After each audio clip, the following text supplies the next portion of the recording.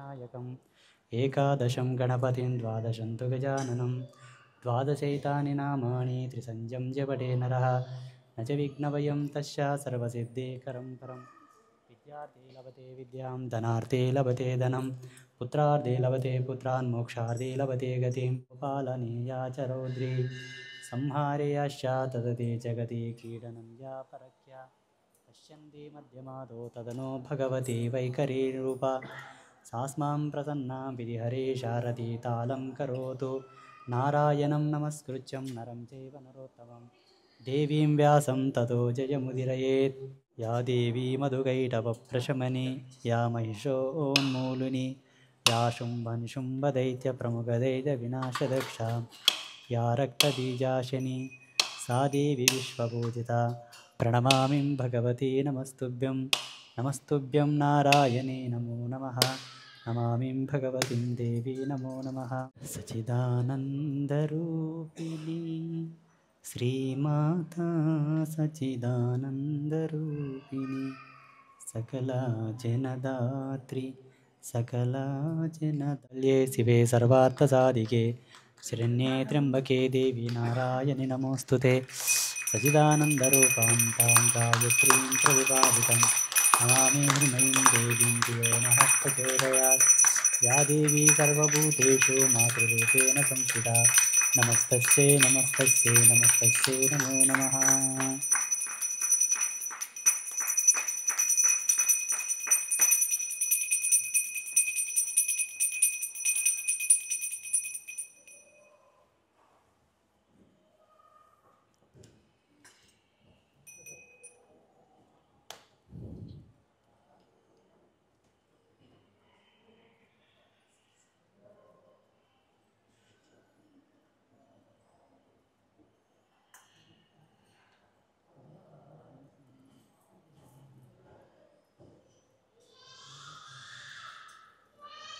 राज की जय बोलो दुर्गा भवानी माता की जय बोलो अंबात्रय माता की कात्यायनी महामाये भवानी भुवनेश्वरी संसार सागरे मग्नं मामुद्धर कृपामये ब्रह्म विष्णु शिवाराध्ये प्रसादं जगदंबिके मनोग्विलसितं देवी దేహి దేహి నమోస్తుతే. నిన్న ఈ భాగవతామృతాన్ని ఎవరెవరికి చెప్పారు, చెప్పిన వాళ్ళు ఎవరు, విన్నవాళ్ళు ఎవరు, విన్న వాళ్ళకి ఎటువంటి ఫలితాలు వచ్చాయో నిన్న చెప్పుకున్నాం. ఈరోజు శౌనకాది మహామునులకు సూతుడు దేవి భాగవతాన్ని వినడానికి ఎటువంటి ముహూర్తాలు, ఎటువంటి దినం, ఎటువంటి పూజ, ఏ పద్ధతులు, ఎవరెవరు వినాలనే సందర్భాన్ని తెలియపరుస్తున్నాడు. అమ్మవారి పారాయణం చెప్పేటప్పుడు ఒక మంటపాన్ని నిర్మాణం చేసి ఆ మంటపంలో అమ్మవారిని కూర్చోపెట్టి విఘ్నేశ్వర పూజ, పరివార దేవత పూజ అన్నీ చేసి గ్రంథ పూజ చేసి వచ్చినటువంటి ఆచార్యులను పూజించుకొని వారందరికీ దక్షిణ తాంబూలాదులు ఇచ్చి ఆ చుట్టుపక్కల ఉండేటటువంటి పల్లెలకు అందరికీ కూడా చాటింపు వేయించి అందరినీ పిలిపించి అందులో అన్ని జాతుల వాళ్ళని, అన్ని కులాల వాళ్ళని, అన్ని వర్గాల వాళ్ళని అందరినీ పిలిపించి సవిస్తారంగా అందరికి అర్థమయ్యే విధంగా భాగవత ప్రవచనాన్ని చెప్పాలని విధి. అందులో అధర్మపరులని, దేవుడిపైన నమ్మకం లేని వాళ్ళని పిలవవద్దు అని కూడా ఒక నియమం ఉంది. ఆసక్తి ఉన్నవాళ్ళు రావచ్చు, పద్ధతితో పిలిచి పద్ధతితో వినే వాళ్ళనే పిలిచి చెప్పండి అని ఉన్నది. పౌరాణికుడంటే సాక్షాత్తు వ్యాసుడు కనుక వ్యాసబుద్ధితో అతడిని సత్కరించాలి. ఇప్పుడున్న కలియుగ ధర్మాన్ని బట్టి చూస్తే ఎవరైతే ఒక గ్రంథాన్ని వివరించేటటువంటి వ్యక్తి సాక్షాత్తు వ్యాస స్వరూపకంగా భావించాలి. ఉత్తర భారతదేశంలో కనుక మనం పోతే పెద్ద పెద్ద గురువులను అందరినీ వ్యాసపీఠం మీద కూర్చోబెట్టి ప్రవచనాలు చెప్పేయాలని ఒక మర్యాద ఉంది. ఇది వ్యాసపీఠం. ఇక్కడ కూర్చున్న వ్యక్తి సాక్షాత్తు వ్యాసుడిగా భావన చేయాలి. పుష్పమాలిక అలంకార వస్త్రాదులను సమర్పించి సర్వశాస్త్ర ఇతిహాసాజ్ఞ వ్యాసరూప కథ చంద్రోదయంతో మా అంతరంగాల్లో ఉన్న చీకటిని తొలగించు అని ప్రార్థిస్తూ నమస్కరించాలి. ఇలా నిత్యము ప్రార్థిస్తూ 9 రోజుల పాటు ఏకాగ్ర చిత్తంలో నియతాత్ములై ఇల్లు, వాకిలి, వ్యాపారాలు, బాధార బందీలన్నీ మరిచిపోయి శ్రద్ధగా పురాణ శ్రవణం చేయాలి. చతుర్విధ పురుషార్థాలు సిద్ధిస్తాయి. సూర్యోదయంతో ప్రారంభించి సూర్యాస్తమయానికి కొంచెం ముందు వరకు పురాణ శ్రవణం చేయాలి. మధ్యాహ్నం కాసేపు విశ్రాంతి తీసుకోవచ్చు.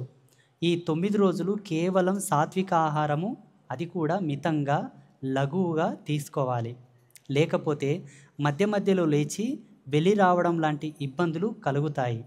ఒంటిపూట భోజనం ఉత్తమం. అవిష్యాన్నమే తినడం ఉత్తమోత్తమము.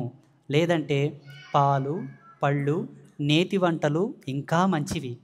ఏమైనా కథావిఘ్నం జరగకుండా విచక్షణులై ఏది తీసుకోవాలో, ఎంత తీసుకోవాలో ఎవరికి వారే నిర్ణయించుకోవడం సమంజసం. ఈ పురాణ శ్రవణం చేసే కన్నా ముందే చెప్పాను నేను, మధ్యలో లేచిపోవడం మంచిది కాదని. కాస్త మసాలా బాగుందని లాగిన్ చేశారనుకోండి, మధ్యలో లేపేస్తుంది. అవును కదా. గ్లాస్ జ్యూస్ బాగుందని మజ్జిగ 2 గ్లాసులు తాగామనుకోండి, మధ్యలో లేపేస్తుంది. అందుకే శాకాహారం తీసుకోండి, ఏవి విఘ్నం కలగనివి ఉన్నాయో అవి తీసుకొని ఇటువంటి పుణ్య కథలు వినండి అని చెప్తున్నారు. 9 రోజులు బ్రహ్మచర్యం పాటిస్తూ నేలపైనే పరుండాలి, అనగా పడుకోవాలి. ఆకులలో తింటూ, అనగా అరటాకు, మోతుగాకు లాంటి వాటిలో తింటూ సత్యవాగ్నీయమంతో ఇంద్రియ నిగ్రహంతో కథాశ్రవణం చేయాలి. ఈ కథాశ్రవణం చేసేవాళ్ళు ఎవరైతే నాకు పెళ్ళి కావాలనే కోరికతో, వ్యాపారం రావాలనే కోరికతో, ఉద్యోగం రావాలనే కోరికతో ఏదన్నా ఒక సంకల్పం పెట్టుకొని కనుక ఈ కథను వింటే వాళ్ళు తప్పకుండా కథ ఆరంభం చేసి ముగిసే వరకు బ్రహ్మచర్యం పాటించాలట. జనరల్గా అమ్మవారి కోసం వింటున్నాం, ఏదో టైంపాస్ కోసం వింటున్నాం అంటే ఏం అవసరం లేదు. ఒక సంకల్పం ఉండే వాళ్ళకి ఈ నియమం, దేవి భాగవతం వినేవాళ్ళకు. ఆరోగ్యం దృష్టితోనూ ఇంద్రియ నిగ్రహం దృష్టితోనూ ఈ రోజుల్లో తినకూడని పదార్థాలు, కాయగూరలు కొన్ని ఉన్నాయి. ఇప్పటి మానవుడు ఏం తినాలో వాస్తవానికి తెలియకనే తింటున్నాడు, అనారోగ్యం పాలవుతున్నాడు. పూర్వపు కాలంలో తినే ఆహారం వలన ఇంద్రియ నిగ్రహం చెడిపోతుందని కొన్ని ఆహార విధుల జోలికి పోయేవాళ్ళు కాదు. యతులు, సాధువులు, గురువులు, బ్రహ్మచారులు ఇక్కడ మనకు అదే చెప్తున్నారు. వాటిని తెలుసుకొని పరిహరించాలి, అనగా విడిచిపెట్టాలి. చద్దిని కానీ భావదుష్టమైన దానిని కానీ తినకూడదు. అంటే చద్ది అన్నము, చద్ది కూర, చద్ది చారు, పులవబెట్టినవి తీసుకోకూడదట. మద్య మాంసాలు పూర్తిగా పరిత్యాజాలు, అనగా విడిచిపెట్టాలి. అరిషడ్ వర్గాలకు, దుష్టులకు దూరంగా ఉండాలి. అయోగ్యులతో సంభాషించకూడదు, యోగ్యులను నిందించకూడదు. సాధ్యమైనంత వరకు ఈ 9 రోజులు మౌనం పాటించడం ఉత్తమం. ఈ పుణ్య రసామృతాన్ని నేను చెబుతూ ఉంటాను, మీరు వింటూ ఉంటారు. నా శబ్దార్థాల అన్నీ మీ చెవిలో పడగానే మీ శరీరంలో ఒక శక్తి చైతన్యం ఉత్పన్నమై ఉంటుంది. అంతటి దివ్య తరంగ శక్తి ఎవరినంటే ఎవరిని పలకరించడం వల్ల, ఎవరినంటే ఎవరిని మాట్లాడడం వల్ల, వాడేదో అనడం వల్ల, నువ్వేదో అనడం వల్ల ఎనర్జీ లాస్ అవుతుంది. కాబట్టి సాధ్యమైనంత వరకు మౌనవ్రతంతో ఉండు అని చెప్తున్నారు. 1 కోటి రూపాయలు ఉన్నాయండి, ఎవరికి పడితే వాళ్ళకి చూపిస్తామా ఏంటి? ఇది అంతకన్నా గొప్పది కదా. అందుకే పద్ధతిగా ఉండు, పరమాత్మ చైతన్యాన్ని సంపాదించుకొని దీని యొక్క అర్థం. వినయము, రుజువర్ధనము, శౌచము, దయాగుణము, మితభాషణము, ఔదార్యము పాటించాలి. రోగులు, భయార్థులు, ధనార్థులు, పుత్రార్థులు ఇంకా అధిక భక్తితో వినాలి. ఇంతకుముందు చెప్పాను, ఏదైనా రోగం ఉన్నోళ్ళు, ధనకాంక్ష ఉన్నోళ్ళు, ఏదైనా శత్రుభయం ఉన్నవాళ్ళు ఇంకా నిష్ఠతో వినాలట. ఎందుకంటే తొందరగా బాగా అవుతుంది కాబట్టి. పిల్లలు కలగని వారు, కలిగిన శిశువులు మరణించేవాళ్ళు, గర్భస్రావాలు జరిగేవారు ఈ కథాశ్రవణ వ్రతం చేపట్టి వింటే సత్ఫలితాలు ఉంటాయి. వీరు తప్పకుండా వినాలి. ఆయా ఆశ్రమాల వారు స్వీకరించకుండా, ఆయా యాతనలు పడకుండా ధర్మార్థకామ మోక్షాలు సమకూరాలి అనుకునే వారికి ఈ భాగవత శ్రవణం కల్పవృక్షం లాంటిది. ఈ 9 రోజులు 9 యజ్ఞ దినాలతో సమానం. ఈ రోజుల్లో చేసే దానాలు, హోమాలు, జపాలు అనంతంగా ఫలప్రదాలు అవుతాయి. 9 రోజులు అయ్యాక ఉద్యాపన చేయాలి. మహాష్టమి వ్రతానికి ఎలా చేస్తారో అలాగే ఇది ఫలం కోరేవారు చేయవలసినటువంటి పని. ఎవరైనా ఒక కోరిక పెట్టుకొని స్వామివారు మొన్న ప్రారంభించారు. ఇది ఎన్నవ రోజు? 3వ రోజు. సరిగ్గా శ్రావణ మాసం మొత్తం భాగవత ప్రవచనం చెప్తామని మనం సంకల్పం తీసుకున్నాం. ఆరంభం నుంచి చివరి వరకు ఎవరైతే ఉంటారో ఏదైనా ఒక కోరిక పెట్టుకున్న వాళ్ళు చివరి రోజు ఉద్వాసన చేయాలట. కొన్ని చిన్న క్రియలు ఉంటాయి, చేసేయాలట. కోరిక ఉన్నవాళ్లే, ఏ కోరిక లేదు స్వామి, టైంపాస్ అవ్వకు వచ్చినాం, వింటున్నావు, నువ్వు చెప్తుంటే మేము వింటున్నాం అన్న వాళ్ళకి ఏం లేదు. ఇక మీలాంటి వాళ్ళు ఇక్కడనే ఉన్నాం కదా గురూజీ అందుకోసం వచ్చి వింటున్నాం అనుకుంటే కూడా ఏం లేదు. మీరైతే ఇక్కనే ఉన్నారు కదండి, ఉన్నాం కాబట్టి వింటున్నాం, మాకేం కోరికలు ఉన్నాయి పాడు అనుకుంటే ఏమి లేవు, అంతే కదా. నిష్కామంగా విన్నవారికి ముక్తి లభిస్తుంది. అందుకనే భగవతిని భోగమోక్షప్రద అనడం నిత్యము. వక్తకు పుస్తకానికి పూజలు చేయాలి. ఇప్పుడు చేశారు మీరందరూ. వక్త అంటే ఎవరు? పరాశ్రీ స్వామి. పుస్తకం అని ఇచ్చారు, అది తప్పు, పుస్తకం అనకూడదు. దీన్ని పుస్తకానికి ప్రమాణం ఉంది. మరి గ్రంథకర్త ఏ విధంగా ఇచ్చాడో తెలియదు. ఈ గ్రంథమునకు చెప్పేటటువంటి వక్తకు, ఇక్కడ ఉండే వ్యక్తిని కూడా వక్తతో పోల్చకూడదు. వక్త ఈజ్ కమర్షియల్ మీనింగ్. చెప్పే వ్యక్తి సాక్షాత్తు వ్యాస స్వరూపుడు. ఇది గ్రంథం. పూజలు చేయాలట. మరి రోజు చేస్తున్నారా లేదా? వక్త ఇచ్చే ప్రసాదాన్ని భక్తితో స్వీకరించాలి. రోజు స్వీకరిస్తున్నారా? మంచి శిష్యులు మీరు. అన్నీ చేస్తున్నారంటే మంచోలే కదా. కుమారి, సువాసిని, బ్రాహ్మణ, బ్రహ్మచారి పూజలు, సంతర్పణలు నిత్యము జరగాలి. ఇంకా అవైతే జరగట్లేదు. ఆ తల్లి జగన్మాతనే బాలా త్రిపుర సుందరి, ఆమెనే కుమారి, ఆమెనే కన్య. అవును కదా. చతుర్వేద పండితులు ఉన్నారు, వాళ్ళకి ఎలాగో భోజనాలు పెడుతున్నాం. నిత్యం మన ఆలయంలో పూజ చేసే ఆచార్యులు ఆయన బ్రహ్మస్వరూపుడే. ఇక మీరందరూ కూడా బ్రాహ్మణుల్లాగానే ఉన్నారు కదా, ఇక మీకైతే పెడుతున్నాం కదా. సంతర్పణ అంటే అదేనండి. తింటున్నారా లేదా? తింటే ఇక్కడ ఇచ్చినట్టుగా మేము చేస్తున్నాం, తినకపోతే చేయట్లేదు. గాయత్రి నామ సహస్రం పఠించాలి. ఇవి 9 నాళ్ళు చేయకపోతే కనీసం ముగింపు నాడైనా చేయాలి. అందుకే భాగవతం అయిపోయే రోజు ఎలాగో చివరిలో దేవీ సాలోక్య వర్ణన ఉంటుంది, అనగా మణిద్వీప వర్ణన ఉంటుంది. అమ్మవారు ఇంత గ్రంథం, ఇంత పెద్ద గ్రంథం చెప్పావు కదా, ఆ తల్లి ఎక్కడ ఉంటుంది అని చిట్ట చివరిగా సూత మహామునిని అడుగుతారు. అప్పుడు చెబుతాడు అమ్మవారి గురించి. ఆ తల్లి లోకం, ఆమె మంటపం. అలా చెప్పబడినటువంటి వర్ణన తర్వాత తప్పకుండా లలితా సహస్రనామ పారాయణం చేద్దాం అందరం. ఇక్కడ గాయత్రి సహస్రం చెప్పారు. గాయత్రి సహస్రం ఎందుకు చెప్పారంటే ఈ గ్రంథం సాక్షాత్తు గాయత్రి స్వరూపం. గాయత్రి మహామంత్రంలో ఉండే ప్రతి అక్షరం మనకి ఇక్కడ ఈ భాగవతంలో ఉండేటటువంటి ఒక్కొక్క పుట, ఇది గాయత్రి స్వరూపం. కాబట్టి సహస్రనామాల్లో గాయత్రి సహస్రనామం, లక్ష్మీ సహస్రనామం, లలితా సహస్రనామం తప్పకుండా పఠించాలి. ఇవి 9 నాళ్ళు చేయకపోతే కనీసం ముగింపు నాడైనా చేయాలి. సర్వదోష నివారకంగా విష్ణు సహస్రనామం కూడా పఠించాలి. విష్ణుమూర్తిని కూడా స్మరిస్తే తపస్సులలో, యజ్ఞయాగాదుల్లో తెలిసి తెలియక జరిగే లోటుపాటులు, దోషాలు తొలగిపోయి సమస్తము సంపూర్ణమవుతుంది. సరే, విష్ణుమూర్తిని కూడా పఠిస్తాం, మళ్ళీ శివుణ్ణి కూడా పఠిస్తాం, ఇద్దరిని పఠిస్తాం. ముగింపు రోజున దేవీ సప్తశతి మంత్రాలతో హోమం చేయాలి. మేము ప్రతిరోజు చేస్తున్నాం. నవాక్షర మంత్రంతో చేయాలి, అది కూడా చేస్తున్నాం. పాయసంతో కానీ నెయ్యితో కానీ గాయత్రి హోమం జరిపించాలి, తప్పకుండా చేద్దాం. దేవీ భాగవతం అంటే గాయత్రిమయం. ఇక్కడ చెప్పారు చూడండి.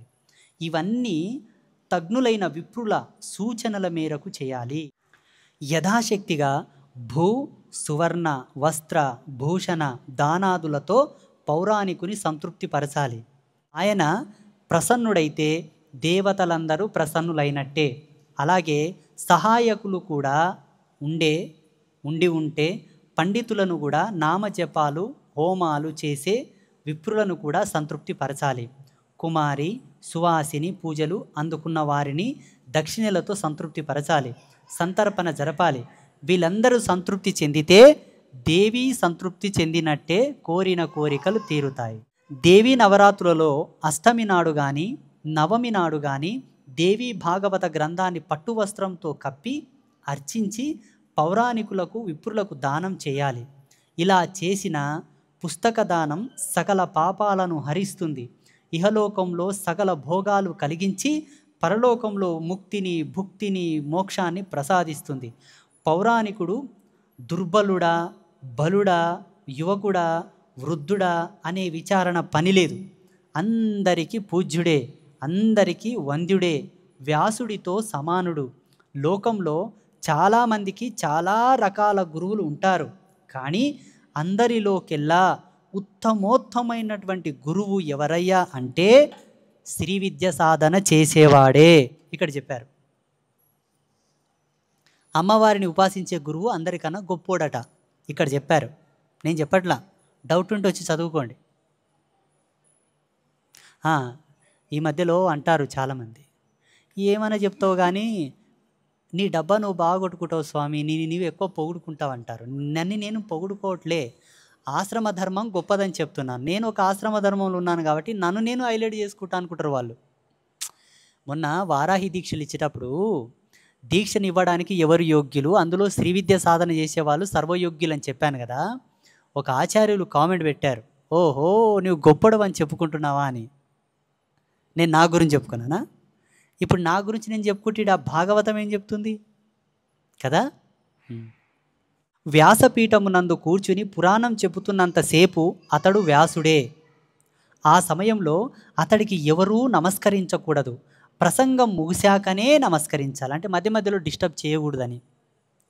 మహర్షులారా, అనగా సూతుడు చెప్తున్నాడు సౌనకాది మహామునులకు, మహర్షులారా ఈ నియమావళిని పాటిస్తూ వినాలి, అప్పుడే ఫలితం దక్కుతుంది.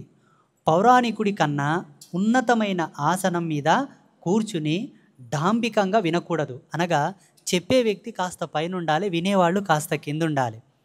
అతడికన్నా ఉన్నతమైన పై స్థానంలో కూర్చొని డాంబికంగా అలా గంభీర్యంగా చూడకూడదట. అంటే వివక్ష కాదు, అది మర్యాద. అలా చేస్తే మరుసటి జన్మలో కాకిగా పుడతారు. చూడండి, సాధ్యమైనంత వరకు 9 రోజులు ఉండి విని వెళ్ళడం మంచిది. మధ్యలో వితండవాదాలు చేసేవారు గాడిదలై పుడతారు, నిందించేవారు శునకములై జన్మలెత్తుతారు. పౌరాణికుడితో సమానమైన ఆసనంలోనూ కూర్చోకూడదు. నమస్కరించకుండా ఆయనను ఇబ్బంది పెట్టకుండా వచ్చి కూర్చున్నా, పడుకొని విన్నా, విఘ్నాలు కల్పించినా, శ్రద్ధగా వినకపోయినా మహాపాపం చుట్టుకుంటుంది. నరకయాతనలు నీచ జన్మలు తప్పవు. అందుకని పురాణాన్ని పౌరాణికుని గౌరవిస్తూ భక్తి శ్రద్ధలతో వినాలి. పురాణ వక్తకు యథాశక్తిగా పండో ఫలమో దక్షిణో ధనమో వస్త్రమో ఇవ్వాలి. ఇలా ఇచ్చిన వారికి వైకుంఠం దక్కుతుంది. ఎవరు చెప్తున్నాడు? సూత మహాముని. అందుకే ఈ పుణ్యచరితమును ప్రారంభించకన్నా ముందే చెప్పాను, చూడండి అయ్యా, మధ్యలో పోకండి, నిద్ర పోకండి, కొంచెం అశ్రద్ధగా ఉండకండి, అట్లా ఉంటే ఇప్పుడే వెళ్ళిపోండి అని చెప్పానా లేదా? ఎవరైతే భాగవత గ్రంథంలో చెప్పిన నియమనిష్టలను కనుక పాటించుకొని ఉంటే వాళ్ళకు వచ్చే ఫస్ట్ రిజర్వేషన్ ఏంటంటే వైకుంఠ ప్రాప్తి. వైకుంఠానికి చేరుకుంటాడు ఆయన. తర్వాతకి భగవతి యొక్క ఆస్థానానికి ఆయన పంపిస్తాడు శ్రీ మహావిష్ణువు. సకల పురాణాలను వింటే దక్కే ఫలము కన్నా ఈ దేవీ భాగవతం వింటే లభించే పుణ్యఫలం 1,000,000 రెట్లు అధికం. మనకు 18 పురాణాలు ఉన్నాయి.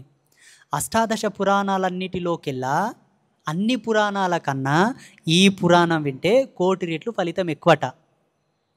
చెప్పిన వాళ్ళు ఎవరు? సూత మహాముని. ఎవరికి చెప్తున్నాడు? బ్రహ్మమానస పుత్రులైనటువంటి శౌనకాది మహామునులకు, ఆ ఆశ్రమ వాటికలో ఉండే అనేక మంది యోగులకు చెప్తున్నారు. చెప్పే వ్యక్తి ఏమైనా తక్కువ? సాక్షాత్తు వ్యాసుడకు, వ్యాస భగవానికే ప్రియ శిష్యుడు ఆయన.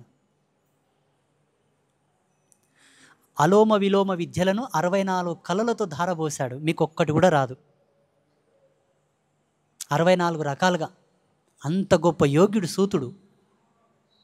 ఆయన చెప్తున్నాడు ఇక్కడ, ఈ పుస్తకానికి అట్ట వేసిన, నూతన వస్త్రం చుట్టిన, దారం సమకూర్చిన అది అత్యంత పుణ్యప్రదం. అంటే ఈ గ్రంథాన్ని ఓపెన్ ఏరియాలో పెట్టకూడదట. ఏదో ఒక వస్త్రంతో కప్పి, యజ్ఞోపవీతమో ఏదో ఒక వస్త్రమో ఏదో ఒకటి, ఒక తాడు ఏదో ఒక సూత్రంతో దీన్ని పెట్టాలంట, సివిల్గా పెట్టకూడదట. కావ్యాలలో రామాయణము, గ్రహాలలో సూర్యుడు, తారకలలో చంద్రుడు, ధనాలలో కీర్తిధనం, క్షమాగుణ సంపన్నులలో భూమి, గాంభీర్యంలో సముద్రుడు, మంత్రాలలో గాయత్రి, పాపనాశన కులాలలో శ్రీహరి ఎలా ఉత్తమోత్తమైనటువంటి వాళ్ళో అలా ఈ పురాణాలలోకెల్లా దేవీ భాగవతమే ఉత్తమోత్తమైనటువంటి గ్రంథం, పురాణం. ఎవరు చెప్తున్నారు? ఇలా ఎలాగోలాగా శ్రమపడి 9 రోజులు వింటే ఆ ఫలితం వర్ణనాతీతం. అతడు జీవన్ముక్తుడే. తథ్యం రాజభయం, శత్రుభయం, మహామారి భయం, దుర్భిక్ష భయం, రాష్ట్ర భంగ భయం ఇలాంటివి ఆయన దరిదాపులో కూడా రావు. ఒకవేళ వచ్చి పడ్డప్పుడు ఈ భాగవతాన్ని గనక చదివినా, విన్నా, చదివించినా, వినిపించినా తక్షణమే శుభప్రదం. అన్ని భయాలు తొలగిపోయి భూత ప్రేత వినాశం జరిగి సత్పరమే శుభం పొందుతాడు. ఎవరు? వినే వ్యక్తి. రాజ్యలాభం కోసం, సంతాన ప్రాప్తి కోసం దీన్ని తప్పక వినాలి. ఎందుకు వినాలి? ఇప్పుడు ఒక ఎమ్మెల్యే పదవి కావాలనుకునే వ్యక్తి యోగ్యుడైన శ్రీ విద్య ఉపాసకుని పిలిపించి 9 రోజులు నిష్టగా ఈ భాగవతాన్ని విని గనక ఎమ్మెల్యేకి నామినేట్ వేస్తే ఆయన పదవిలో ఎటువంటి ఆటంకాలు చూడడు. యశస్సుతో ఆయన పదవిని రాణించుకోగలుగుతాడు. దిగ్విజయంగా సమర్థుడితో సమర్థవంతంగా 10 మందితోటి ఆదరణలు మన్ననాలు పొంది తన 5 సంవత్సరాల యొక్క పదవిని సంపూర్ణం చేసుకోగలడు. అంతే కదా? ఒకవేళ సంతానం కోరేవాళ్ళు, నూతన దంపతులు గనక ఈ భాగవతాన్ని విని గనక పిల్లల్ని కంటే లోకమన్నలను పొందే పిల్లలు పుడతారు. కాబట్టి వాళ్ళ కోసం చెప్తున్నారు. ఆదిలో మహాదేవి ఈ పురాణాన్ని అర్ధశ్లోకంగా చెప్పింది. అర్ధశ్లోకం అంటే ఏంటో తెలుసా? ఒక శ్లోకంలో సగం. అదే శిష్య ప్రశిష్యుల ద్వారా ఇంత గ్రంథంగా విపులీకరించబడింది. గాయత్రికి సాటి వచ్చే మంత్రం కానీ, గాయత్రికి సాటి వచ్చే మంత్రం కానీ, దేవత కానీ, తపస్సు కానీ లేవంటారు పెద్దలు. అలాంటిది ఆ గాయత్రి ఈ గ్రంథంలో రహస్యంగా ప్రతిపాదింపబడింది. చూడండి, ఇంతకుముందు చెప్పిన గాయత్రి మంత్రం వేరు కాదు, గ్రంథం వేరు కాదని చెప్పాను కదా, ఇక్కడ చెప్తున్నాడు. అందుకనే మరింకా ఏ మహాపురాణాలు దేవి భాగవతంలో 16వ కళకైనను సాటి రావు. ఇందులో ఉన్న ధర్మ ప్రబోధం, మణిద్వీప వర్ణన, దేవీ గీత మరి ఇంకెక్కడ లభించవు. అందుచేత దేవీ భాగవతాన్ని పఠించడం, వినడం అత్యంత పుణ్య ఫలప్రదాలు, భుక్తి ముక్తిదాయకాలు. దీని ప్రభావాన్ని త్రిమూర్తులు కూడా పూర్తిగా వివరించి చెప్పలేకపోయారంటే అతిశయోక్తి కాదు. ఆ తల్లి పాదపద్మాల నుంచి రాలిపడిన ఒక రేణువును శిరసావహించి ఆ త్రిమూర్తులు తమ తమ విధులను నిర్వర్తించగలుగుతున్నారు, జగదారాధ్యులు అవుతున్నారు. ఇంతకన్నా మహాదేవి మహిమకు నిదర్శనం ఏం కావాలి? ఆ జగదంబకు నమస్కరిస్తున్నాను. ఆ తల్లి సుధా సముద్రంలో మణిద్వీపంలో చింతామణి గృహంలో విరాజిల్లుతూ ఉంటుంది. చిరునవ్వులు చిందిస్తూ ఉంటుంది. సన్నిధిలో నిలిచి బ్రహ్మే శాచ్యుత శక్రాది దేవతలు సకల ఋషులు ఉపాసిస్తూ ఉంటారు. ఆ తల్లి ఈ జగత్తుకి సమస్త యశస్సులను శ్రేయస్సులను కలిగించుగాక. ఎవరు చెప్తున్నారు? శౌనకాది మహామునులారా, ఇంతటి మహిమాన్వితమైన శ్రీమద్ దేవీ భాగవతాన్ని వినాలి అనే కోరిక మీకు కలగడం, వినిపించే అవకాశం నాకు కలగడం నిజంగా ఇదంతా ఆ దేవి అనుగ్రహమే కనుక ముందుగా ఆ జగన్మాతకు నమస్కరించి ఆరంభిస్తున్నాను. శ్రద్ధాభక్తులతో ఆలకించండి. జై బోలో దుర్గా భవాని మాతాకి. మీరందరూ కూడా అమ్మవారిని నమస్కరించుకోవాలి. మనం 3 రోజులుగా చెప్పుకున్నది కేవలం ఏంటి దేవి భాగవతము, దాని ఫలితం ఏంటి, ఎవరెవరు విన్నారు, ఇన్న వాళ్ళకి ఏమి లాభాలు, ఎలా వినాలి, ఎలా పూజించుకోవాలన్న క్రమం ఇప్పటి నుండి భాగవతం ప్రారంభమవుతుంది. ఈరోజు దేవి భాగవతం ప్రథమ స్కందం ప్రారంభం. నిన్నటి వరకు కేవలం యుద్ధరంగ ప్రవేశమునకు సంబంధించిన మెలకువలు తెలుసుకున్నాం. ఏ వ్యూహంతో యుద్ధం చేయాలి, ఏమేమి ఆయుధాలు ప్రయోగించాలి, ఎవరిని ఎలా మట్టుబెట్టాలన్నట్టుగా ఇది ఏంటి, ఎవరు చెప్పారు, ఎవరెవరు విన్నారు, విన్న వాళ్ళకి ఏం ఫలితాలు వచ్చాయి, ఒకవేళ వినాలి అంటే ఏమి నియమాలు, చెప్పే వాళ్ళకి అన్ని పద్ధతులు తెలుసుకున్నాం. ఈరోజు ప్రథమ స్కందాన్ని ప్రారంభిస్తున్నాం. ఒక్కసారి జగదంబకు మళ్ళీ నమస్కారం చేసుకోండి. జై బోలో అంబాత్రయ మాతాకి, జై బోలో దుర్గా భవాని మాతాకి. శౌనకాది మహామునులు కలికాల దోషాలకు భయపడి బ్రహ్మదేవుని ఆజ్ఞ మేరకు నైమిషారణ్యంలో తలదాచుకున్నారు. నిరంతరము యజ్ఞయాగాది క్రతువులు విధి విధానంగా నిర్వహిస్తున్నారు. మధ్య మధ్య విరామ సమయాల్లో కాలక్షేపం కోసం పురాణ శ్రవణం చేస్తున్నారు. అష్టాదశ పురాణాలు రచించిన వ్యాస భగవానుడికి సాక్షాత్తు శిష్యుడైన సూతుడు ఒక్కొక్కటిగా పురాణాలు వినిపిస్తున్నాడు. అందరూ శ్రద్ధాసక్తులతో వింటున్నారు. కలి ప్రభావం, కలిమాయలు ప్రబలడం చేత ఈ కలి దోషాలకు వాళ్ళు తాలుకోలేపక నైమిషారణ్యం అంటే ఇప్పటికి ఉంది. నైమిషారణ్యం ఎంతమంది చూశారు? నైమిషారణ్యంలో నిత్యం మీరు ఇప్పుడు ఎలాగ అంబాత్రయ క్షేత్రంలో మీరందరూ ఎలా ఉన్నారో, రోజు పొద్దున సాయంత్రం ఆచార్యులు యజ్ఞం చేస్తుంటే మీరు కూడా ఎట్లా పాల్గొంటున్నారో, ఇక్కడ అమ్మవారి సేవలు ఎలా ఉన్నారో, ఇది ఒక ఆశ్రమ వాటిక. అంబాత్రయ క్షేత్రం అనే క్షేత్రంలో పరాశరి స్వామివారు సంస్థాపించినటువంటి ఒక ఆశ్రమ వాటిక. దీన్ని ముక్తి క్షేత్రం అనవచ్చు. ఈ ఆశ్రమంలో మీరెలా ఉన్నారో, శౌనకాది మహామునులు ఇంకొంతమంది ఋషులు కూడా ఆ ఆశ్రమ వాటికలో రోజు యజ్ఞం యాగం అన్నీ చేస్తూ ఫ్రీ టైంలో అంటే విరామ సమయంలో కొంత సమయం దొరికితే తపస్సంతా అయిపోయిన తర్వాత, తపస్సు నుంచి విరమించుకున్న తర్వాత సాక్షాత్తు వ్యాస భగవానునికే ప్రీతిపాత్రుడైనటువంటి సూత మహాముని చింతకు వెళ్ళి అష్టాదశ పురాణాలన్నీ వింటున్నారు. ఏది ఉంటే అది వింటున్నారు. ఆయన చెబుతున్నాడు, వీళ్ళు వింటున్నారు. ఒకానొక రోజున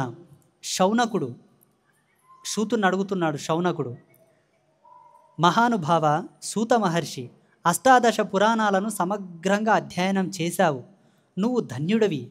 మీ గురువుగారి అనుగ్రహం వల్ల నీకు ఈ పురాణ లక్షణాలు, పురాణ రహస్యాలు అన్నీ పూర్తిగా అవగతమయ్యాయి. దీనికి తోడు శ్రోతలకు తనువు పులకించేటట్టు రోమహర్షణంగా కథ చెప్పేటటువంటి నేర్పు నీకు పుట్టుకతోనే లభించింది. మా అదృష్టం బాగుండి నువ్వు ఈ పుణ్యక్షేత్రానికి ఇలా దయచేశావు. మేమంతా ధన్యులం. చెవులుండి పురాణాలు వినని వాళ్ళు నిజంగా విధివంచితులు. షడ్రసోపేతమైనటువంటి విందుతో నాలుక సంతృప్తి చెందినట్టు నీ వంటి పండితుల వాక్కుతో చెవులకు పండుగ అవుతుంది. చెవులు లేని పాములు సైతం శబ్దానికి సంబరపడిపోతాయి. అటువంటిది చెవులుండి పురాణాలు వినకపోతే అవి మా చెవులే కావు. అందుచేత మేమందరం వినాలనే కోరికతో నీ చుట్టూ చేరాము. ఎవరైనా ఎలాగోలాగా కాలం గడపాలి కదా. వ్యసనాలతో మూర్ఖులు కాలక్షేపం చేస్తే శాస్త్ర చింతనతో పండితులం కాలం గడుపుతారు. శౌనకుడు అంటున్నాడు, ఓ సూత మహర్షి, నీవు వ్యాస భగవానుని చెంత సకల శాస్త్రాలను అన్నిటినీ నువ్వు గ్రోలావు, అనగా పొందావు. ఆయన ధారబోశాడు, నువ్వు స్వీకరించావు. అందున పుట్టుకతోనే నీవు ఏ కథను ఎలా చెప్పాలో చెప్పేటటువంటి సమర్థుడవు. అంతటి వాగ్ధాటి ఉన్నది. నువ్వు చెబితే చెవుల్లేని పాములే పరవశించిపోతాయి. చెవులున్న మేము పరవశించకపోతే మా చెవులే కావు. ఎలాగోలాగా కాలక్షేపం చేసి కాలాన్ని గడపాలి కాబట్టి వ్యసనములతో వ్యసనపరులు కాలక్షేపం చేస్తారు. పండితులేమో ఇటువంటి పురాణాలు విని వాళ్ళని వాళ్ళు మలుచుకుంటారు, వాళ్ళని వాళ్ళు చెక్కుకుంటారు, వాళ్ళని వాళ్ళు డిజైన్ చేసుకుంటారు. కాబట్టి మీరు చెబితే మేము విని మమ్మల్ని మేము ధన్యులం చేసుకుంటాము తండ్రి, మాకు సెలవింపని శౌనకుడు అడుగుతున్నాడు. ఎవరిని? సూత మహాముని. శాస్త్రాలు కూడా చాలా విచిత్రంగా ఉంటాయి. వాటిలో జల్ప వితండవాదాలు అనేకం. అవి కొందరికి గర్వాన్ని కలిగిస్తాయి. వేదాంత శాస్త్రం అయితే సాత్వికమే, కానీ మీమాంస శాస్త్రం మాత్రం రాజసం. హేతువాదాలతో నిండిన న్యాయశాస్త్రం పూర్తిగా తామసం. అలాగే పురాణాలు కూడా త్రిగుణాత్మకాలని విన్నాను. వాటిలో సర్వలక్షణ సమన్వితమైనటువంటి దేవీ భాగవతం పంచమ వేదమని, షష్టమ వేదమని, సప్తమ వేదమని, అష్టనవమ వేదమని నమ్మవచ్చు. పుణ్యప్రదానికే పుణ్యప్రదమని, భుక్తి ముక్తిదాయకమని నీ మాట వల్లనే తెలిసింది. ఆ పురాణాన్ని దయచేసి సవిస్తారంగా చెప్పు. నీ నోట వినాలని మాకందరికీ ఎంతో కుతూహలంగా ఉన్నది అని శౌనకుడు సూత మహామునిని అడుగుతున్నాడు. ఎక్కడా? ఏ ప్రదేశంలో? నైమిషారణ్యంలో. ఇప్పటికి చాలా పురాణాలు చెప్పావు, విన్నాము, అయినా మాకెవ్వరికి తృప్తి తీరలేదు. ఎందుకు? శివపురాణం చెప్తే బాలేదా? విష్ణు పురాణం చెప్తే బాలేదా? లింగ పురాణం బాలేదా? మార్కండేయ పురాణం లేదా? బ్రహ్మ వైవర్త పురాణం లేదా? గరుడ పురాణం లేదా? భవిష్య పురాణం లేదా? ఏ పురాణం లేదు? అన్ని పురాణాలే. అయినా ఇంతకుముందు చెప్పాడు, కొన్ని శాస్త్రాలు రాజసములు, కొన్ని తామసములు, కొన్ని సాత్వికములని. భగవతి గ్రంథము మాత్రమే అన్నిటికన్నా ఉత్తమమైనది కాబట్టి వాళ్ళకు తెలిసే అడుగుతున్నారు. మీకందరికి కూడా తెలుసు. ఇంతవరకు ఎన్నో ఆశ్రమాలు తిరిగారు, ఎంతోమంది స్వాములను కలిశారు, ఎందరో పాదతీర్థాలు స్వీకరించారు. ఏవి రుచించక ఇక్కడికి వచ్చారు. ఇక్కడ కూడా ఉంటారో మరేంటో చూడాలి. నేను భూప్రపంచంలో మాటలు రాని మూగజీవులను నమ్ముతా, చెట్లను నమ్ముతా, పుట్టలను నమ్ముతా, రాళ్ళను నమ్ముతా. మిమ్మల్ని మాత్రం నమ్మను, శిష్యులను మాత్రం నమ్మను. ఏ గురువుకి ఎప్పుడు పంగనామాలు పెడతారో తెలీదు. అంతే కదా? అంతే మరి. అమరులు అమృతం సేవించారు, తృప్తి పొందారా? ఇంతకీ ఏమిటట ఆ అమృతం? గొప్ప ఎంత సేవిస్తే మాత్రం ముక్తినిస్తుందా? అదే భాగవతామృతమైతే వెంటనే సంకటాలు తొలగిపోయి ముక్తి లభిస్తుంది. సుధాపానం కోసమని మేమంతా ఎన్నెన్నో యజ్ఞాలు చేశాం, అయినా శాంతి కలగలేదు. యజ్ఞఫలం స్వర్గప్రాప్తి. కొంతకాలానికి ఆ స్వర్గం నుంచి కూడా పతనం కావడం, సంసార చక్రంలో పడటం, ఇలా నిరంతరము పరిభ్రమించడమే కదా. చూడండి, మేము కూడా అమృతం తాగాలని ఎన్నో తపస్సులు చేసాం, యజ్ఞాలు చేసాం. అంటే క్షీరసాగర మదనం చేసి దేవతలు తాగిన అమృతం కాదు, యోగి చేసే అమృత మదనం అంతర్మదనం. లోపల అమృతం దాతారు యోగులు, తాగినం. దాని ఫలితం స్వర్గప్రాప్తి వచ్చింది, స్వర్గానికి వెళ్ళాం. ఉన్నాం మనమంతరాలు కలిసిపోయినాయి, బ్రహ్మకల్పాలు కలిసిపోయినాయి, మళ్ళా వచ్చినాం. దేనికన్నా ఎక్స్పైరీ డేట్ ఉంటుంది కదా. అందుకే ఈ భాగవత ప్రవచనాన్ని, ఈ తల్లి యొక్క చరితమును మనం వింటే వెళ్ళడమే కానీ తిరుగు రావడం ఉండదు. ఇంకా రావణ కుంభకర్ణులుగా పుట్టారు, హిరణ్యకశప హిరణ్యాక్షులుగా పుట్టారు, శిశుపాల దంతవర్ధనులుగా పుట్టారు. అందుకు కదా శ్రీహరి మళ్ళీ అవతారాలు ఎత్తాల్సి వచ్చింది, నానా సంకటాలు పడాల్సి వచ్చింది.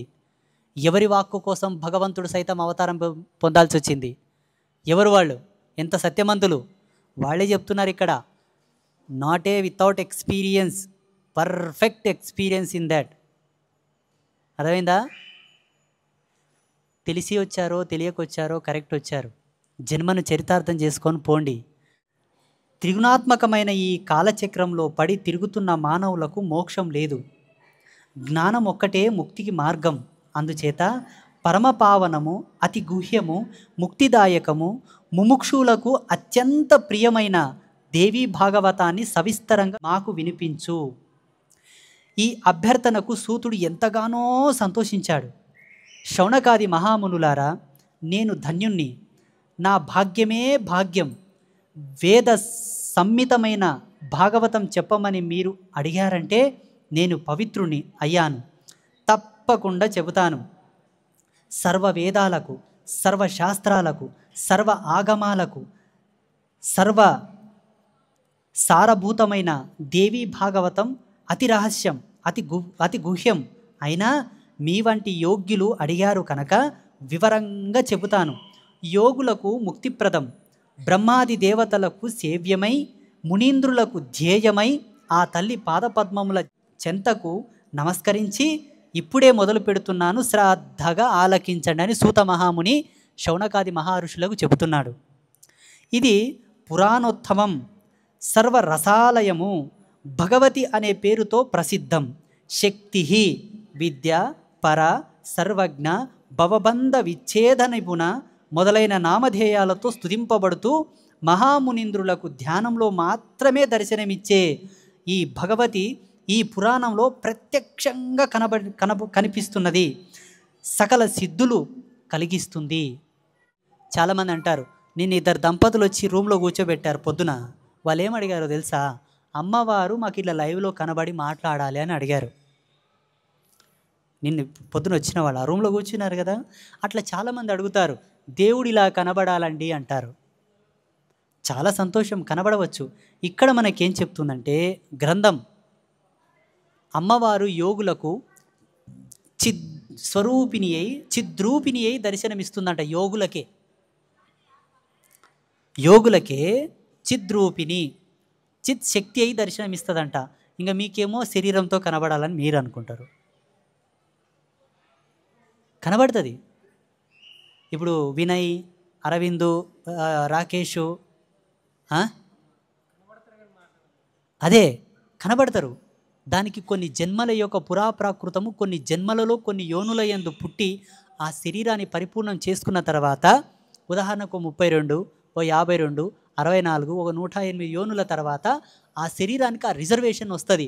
అప్పుడు కదా కనబడేది. నిన్ను ఒక కలెక్టర్ సీట్ మీద కూర్చోబెట్టాలంటే ఎల్కేజీ పాస్ అయితే కూర్చోబెడతారు. పోనీ ఇక్కడ సంచరించేటటువంటి అనేక కోట్ల రేణువుల రూపంలో ఉండేటటువంటి సూక్ష్మజీవులను చూడాలంటే ఈ నేత్రములకు ఆ శక్తి లేదు. దానికి ఒక మైక్రోస్కోప్ కావాలి. మైక్రోస్కోప్లో కూడా అన్నీ కనబడతాయా అంటే కనబడవు. కొన్ని ఇంకాస్త లోతుగా చూడాలంటే ఇంకొక స్కోప్ ఉంటుంది. అలా భగవద్ దర్శనము కావాలంటే నీ బాడీకి ఒక స్కోప్ కావాలి, నీ నయనములకు ఒక స్కోపు కావాలి. అది ధరించు, అది సంపాదించు, అడుగు. సదా సత్వరూపమైన ఈ అఖిల జగత్తును త్రిగుణాత్మకమైనటువంటి స్వీయాశక్తితో తానే సృష్టించి, రక్షించి, కల్పాంతంలో ఉపసంహరించి, ఒంటరిగా వినోదించి ఆ విశ్వజనని, ఆ లోకమాతను మరొక్కసారి మనసులో స్మరించండి. మీరందరూ కూడా నమస్కారం చేసుకోండి. జై బోలో అంబాత్రయమాతాకి. అంబాత్రయము లోపల ముగ్గురమ్మలకు చేయగొట్టినట్టు మనం ఇప్పుడు ముగ్గురమ్మలకు విడివిడిగా చేయగొట్టాలంటే మహాకాళి కొట్టాలి, మహాలక్ష్మి, మహాసరస్వతి. కానీ ఒకసారి గంట కొడితే ముగ్గురు మేల్కొన్నట్టు ఉంటుంది ఇక్కడ మన క్షేత్రంలో. అవునా? మేల్కొంటారా లేదా? వేదవేత్తలైన పౌరాణికులు బ్రహ్మదేవుడు సృష్టికర్త అని చెబుతారు.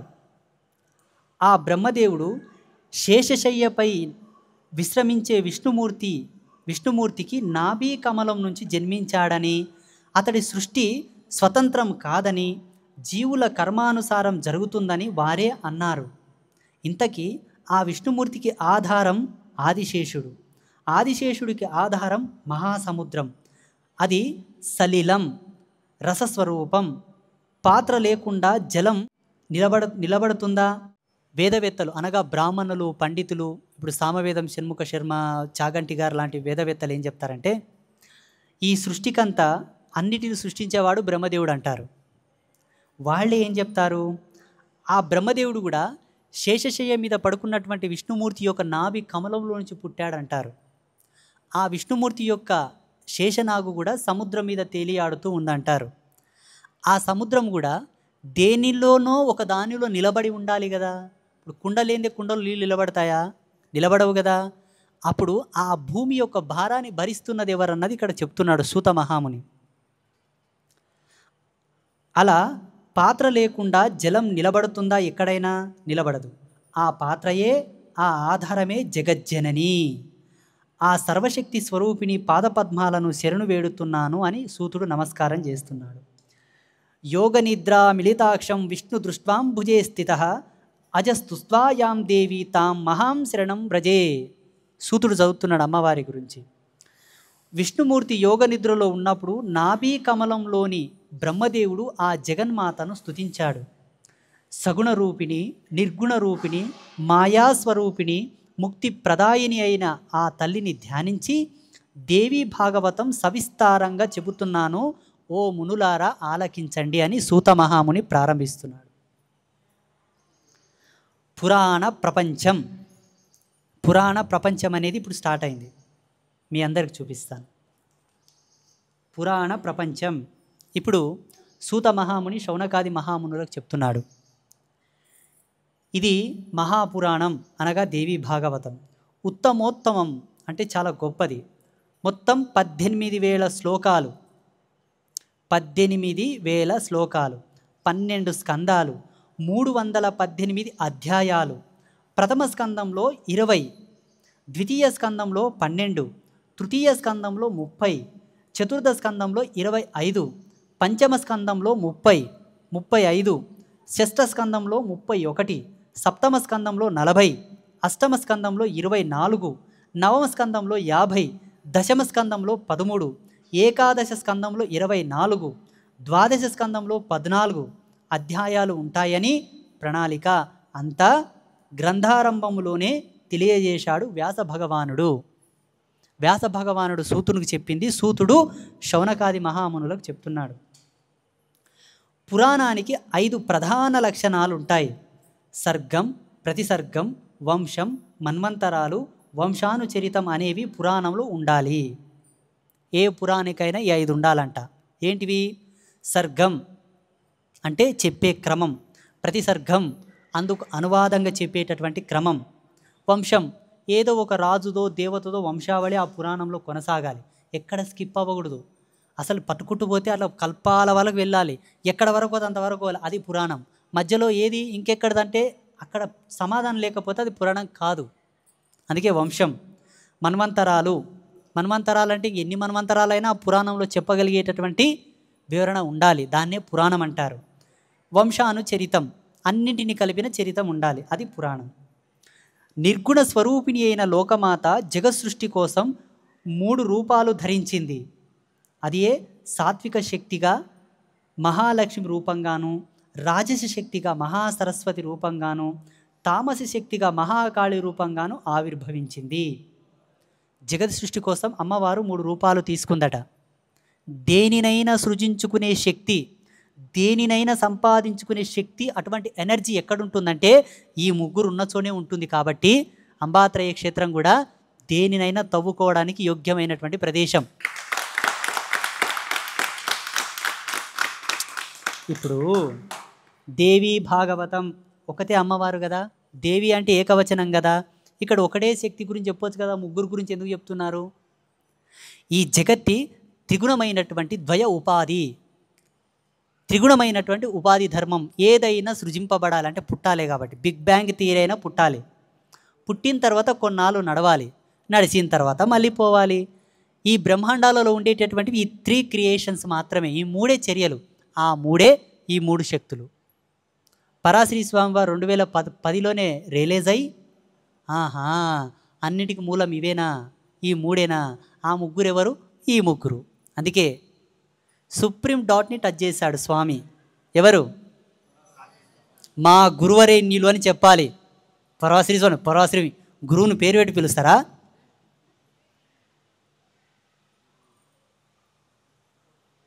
ఏంటో కలికాలం. అమ్మవారు 3 రూపాలు తీసుకుంది కాబట్టి దీనిని సర్గము అంటారు. శాస్త్రవేత్తలు దీనిని ప్రతిసర్గము కూడా అంటారు. రాజులకు సంబంధించి సూర్య చంద్రవంశాలు, చంద్రవంశాలను, రాక్షసులకు సంబంధించి హిరణ్యకశిపు ప్రభృతుల వంశాలకు వివరించడమే వంశం. స్వయంభువుడు మొదలుకొని ఆయా మనువులకు వారి వారి కాలాలకు వర్ణించి చెప్పడమే మన్వంతరాలంటే, వారి వారి వంశాల అనుక్రమాన్ని తెలియజెప్పడమే వంశానుచరితం. ఇలా పురాణాలన్నీ పంచలక్షణ యుక్తాలు. ఇవి కాక వ్యాస భగవానుడు 1,25,000 శ్లోకాలతో 1,25,000 భారతం రచించాడు. దాన్ని ఇతిహాసం అంటారు. ఇది పంచమ వేదం. 18 పురాణాలు ప్రమాణాన్ని అనుసరించి 5 పురాణ లక్షణాలను అనుసరించి రచించిన తర్వాత కూడా ఒక అత్యద్భుతమైనటువంటి గ్రంథాన్ని మహాభారతాన్ని వ్యాసుడు రచించిస్తే దానికి ఇతిహాసం అనే పేరు, దాని పంచమ వేదంగా కూడా కీర్తించారు. చూడండి, మహాభారతంలో ఏమేమి సంఘటనలు జరిగాయో కలియుగంలో అవే జరుగుతాయి.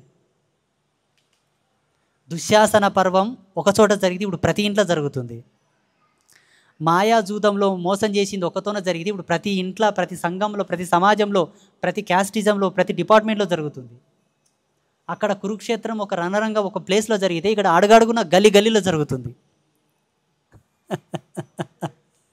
అక్కడ కురుక్షేత్ర సంగ్రామంలో ధర్మాగ్నులను కాపాడడానికి పరమాత్మ రథసారథి అయితే ఇక్కడ సభ్య సమాజంలో మీ ఇళ్లలో ఒక కురుక్షేత్రం, మీ సమాజంలో ఒక కురుక్షేత్రం, మీ యొక్క దేశంలో ఒక కురుక్షేత్రం, ప్రపంచంలో ఒక కురుక్షేత్రం లాంటిది పోల్చుకుంటే అందు నుంచి మిమ్మల్ని కాపాడడానికి ప్రతి గురువు మీ పక్కనే ఉంటాడు, గ్రహించాలి. ఇంతవరకు చెప్పి ఎందుకనో సూతుడు ఒక్క నిమిషం ఆగాడు.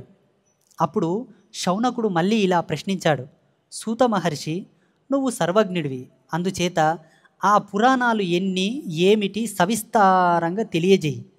మేమేమో కలికాలానికి భయపడి ఈ నైమిషారణ్యంలో నివసిస్తున్నాం. కలిదోషం కలికానికైనా కనిపించని ప్రదేశం మాకు చూపించు మహానుభావ అని మేమందరం ప్రార్థిస్తే, అలనాడు ఇంతకు ముందు వరకు పురాణ లక్షణాలన్నీ చెప్పిన తర్వాత పంచమ వేదంగా మహాభారతం అని చెప్పిన తర్వాత ఒక్క సెకండు, ఒక నిమిషం సూత మహాముని గప్పుకైంది. అప్పుడు శౌనకాది మహామునులు అన్నారు, సూత మహర్షి, నువ్వు సర్వజ్ఞుడివి, అందుచేత ఆ పురాణాలు ఎన్ని ఏమిటి సవిస్తారంగా తెలియజేయి. మేమేమో కలికాలానికి భయపడి ఈ నైమిషారణ్యంలో నివసిస్తున్నాం. కలిదోషం కలికానికైనా కనిపించని ప్రదేశం మాకు చూపించు మహానుభావ అని మేమంతా ప్రార్థిస్తే, అలనాడు బ్రహ్మదేవుడు ఒక మనోమయ చక్రాన్ని సృష్టించి మాకిచ్చాడు. దుర్లించుకుంటూ దీని వెంట వెళ్ళండి. దీని నైమి ఎక్కడ శిథిలం అవుతుందో ఆ ప్రదేశం పరమపావనమని గ్రహించండి. అక్కడికి కలి ఎప్పుడు ప్రవేశించలేడు. అక్కడ మీరందరూ మళ్ళీ సత్యయుగం వచ్చేంత వరకు హాయిగా నివసించండి అని ఆజ్ఞాపించాడు.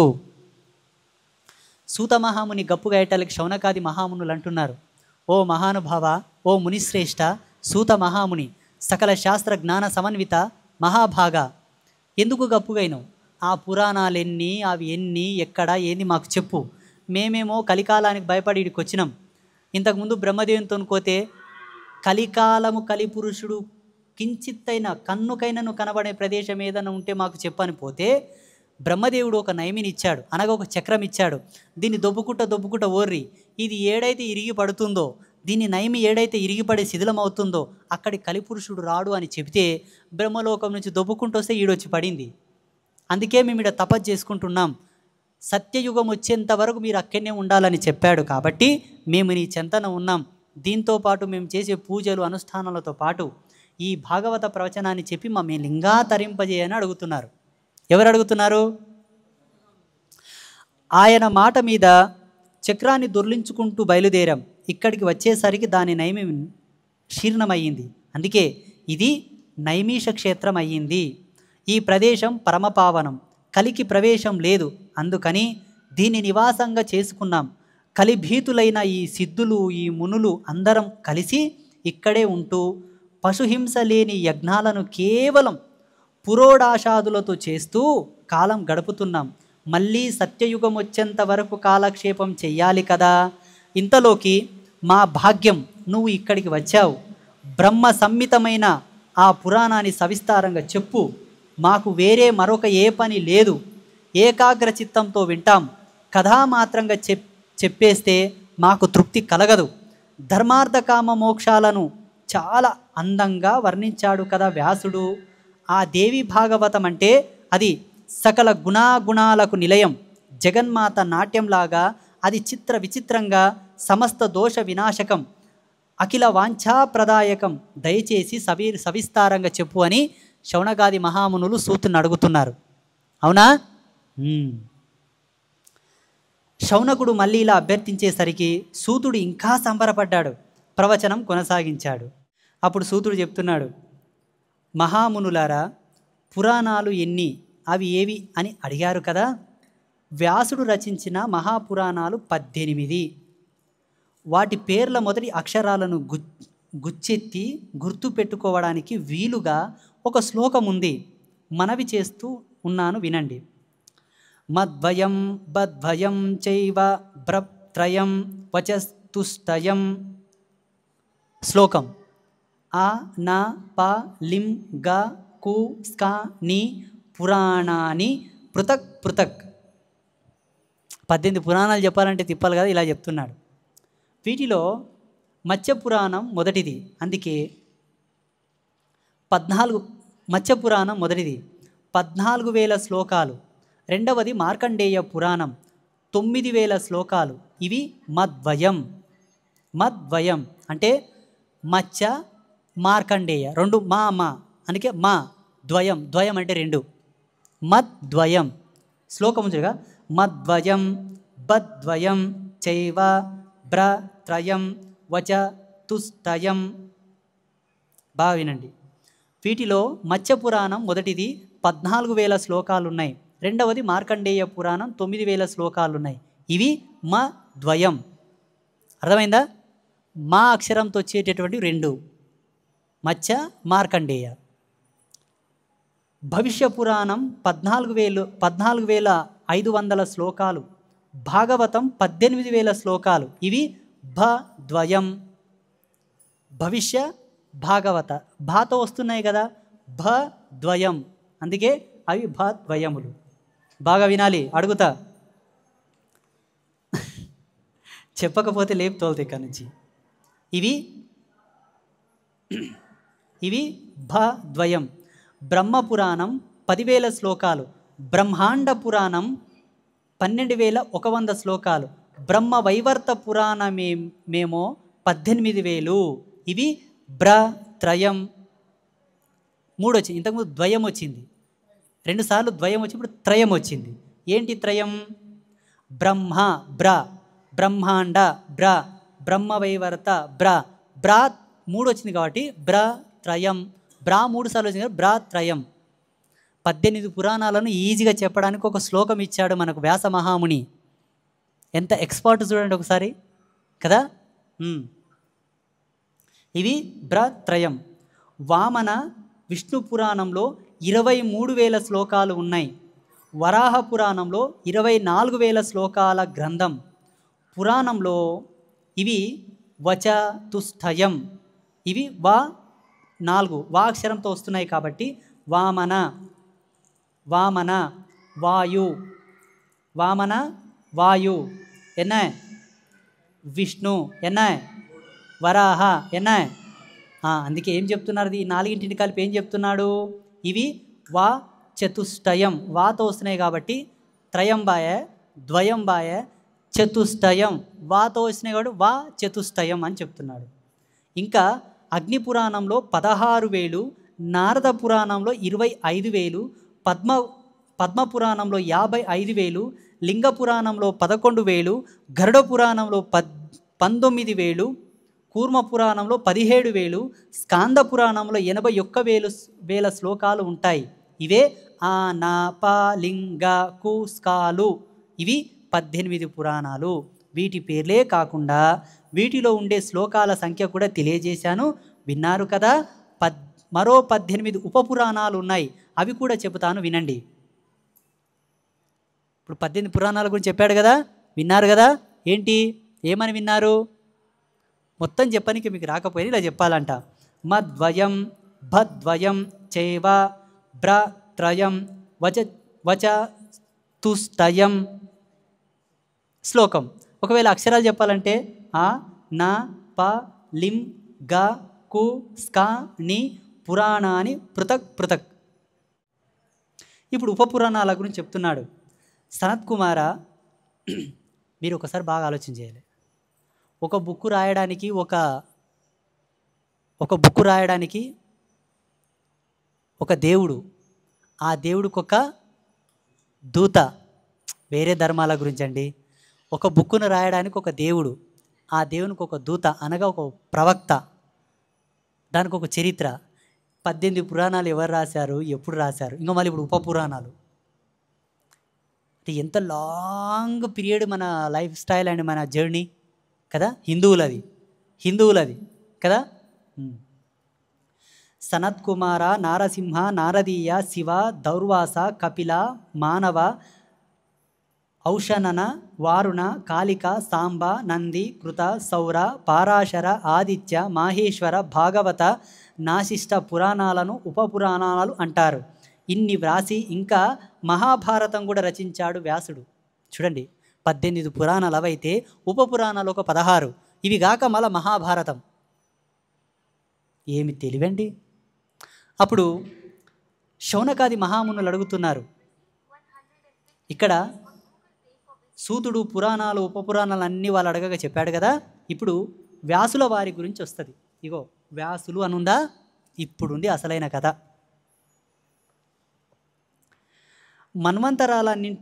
మన్వంతరాలన్నింట ద్వాపర యుగం ఉంటుంది. ప్రతి మన్వంతరంలో ద్వాపర యుగం ఉంటుంది. ప్రతి ద్వాపరంలోనూ విష్ణువే వ్యాసుడుగా జన్మించి ధర్మచింతనతో యథావిధిగా పురాణాలు రచిస్తాడు. ప్రతి మన్వంతరంలో ఈ సేమ్ యుగాలు, మళ్ళీ కలియుగం పోతుంది, కలియుగం వస్తుంది, కృతాయుగం, ద్వాపర యుగం, ఎండాకాలం పోయి వానకాలం, వానకాలం పోయి ఎండాకాలం వచ్చిందా లేదా? కుమారస్వామి గారు, మీరు పుట్టినప్పటి నుంచి ఎన్ని ఎండాకాలాలు అయినాయి, ఎన్ని వానకాలాలు అయినాయి చెప్పండి. 29 అయినాయా? అంటే మీ వయసుని బట్టి చెప్తున్నారా?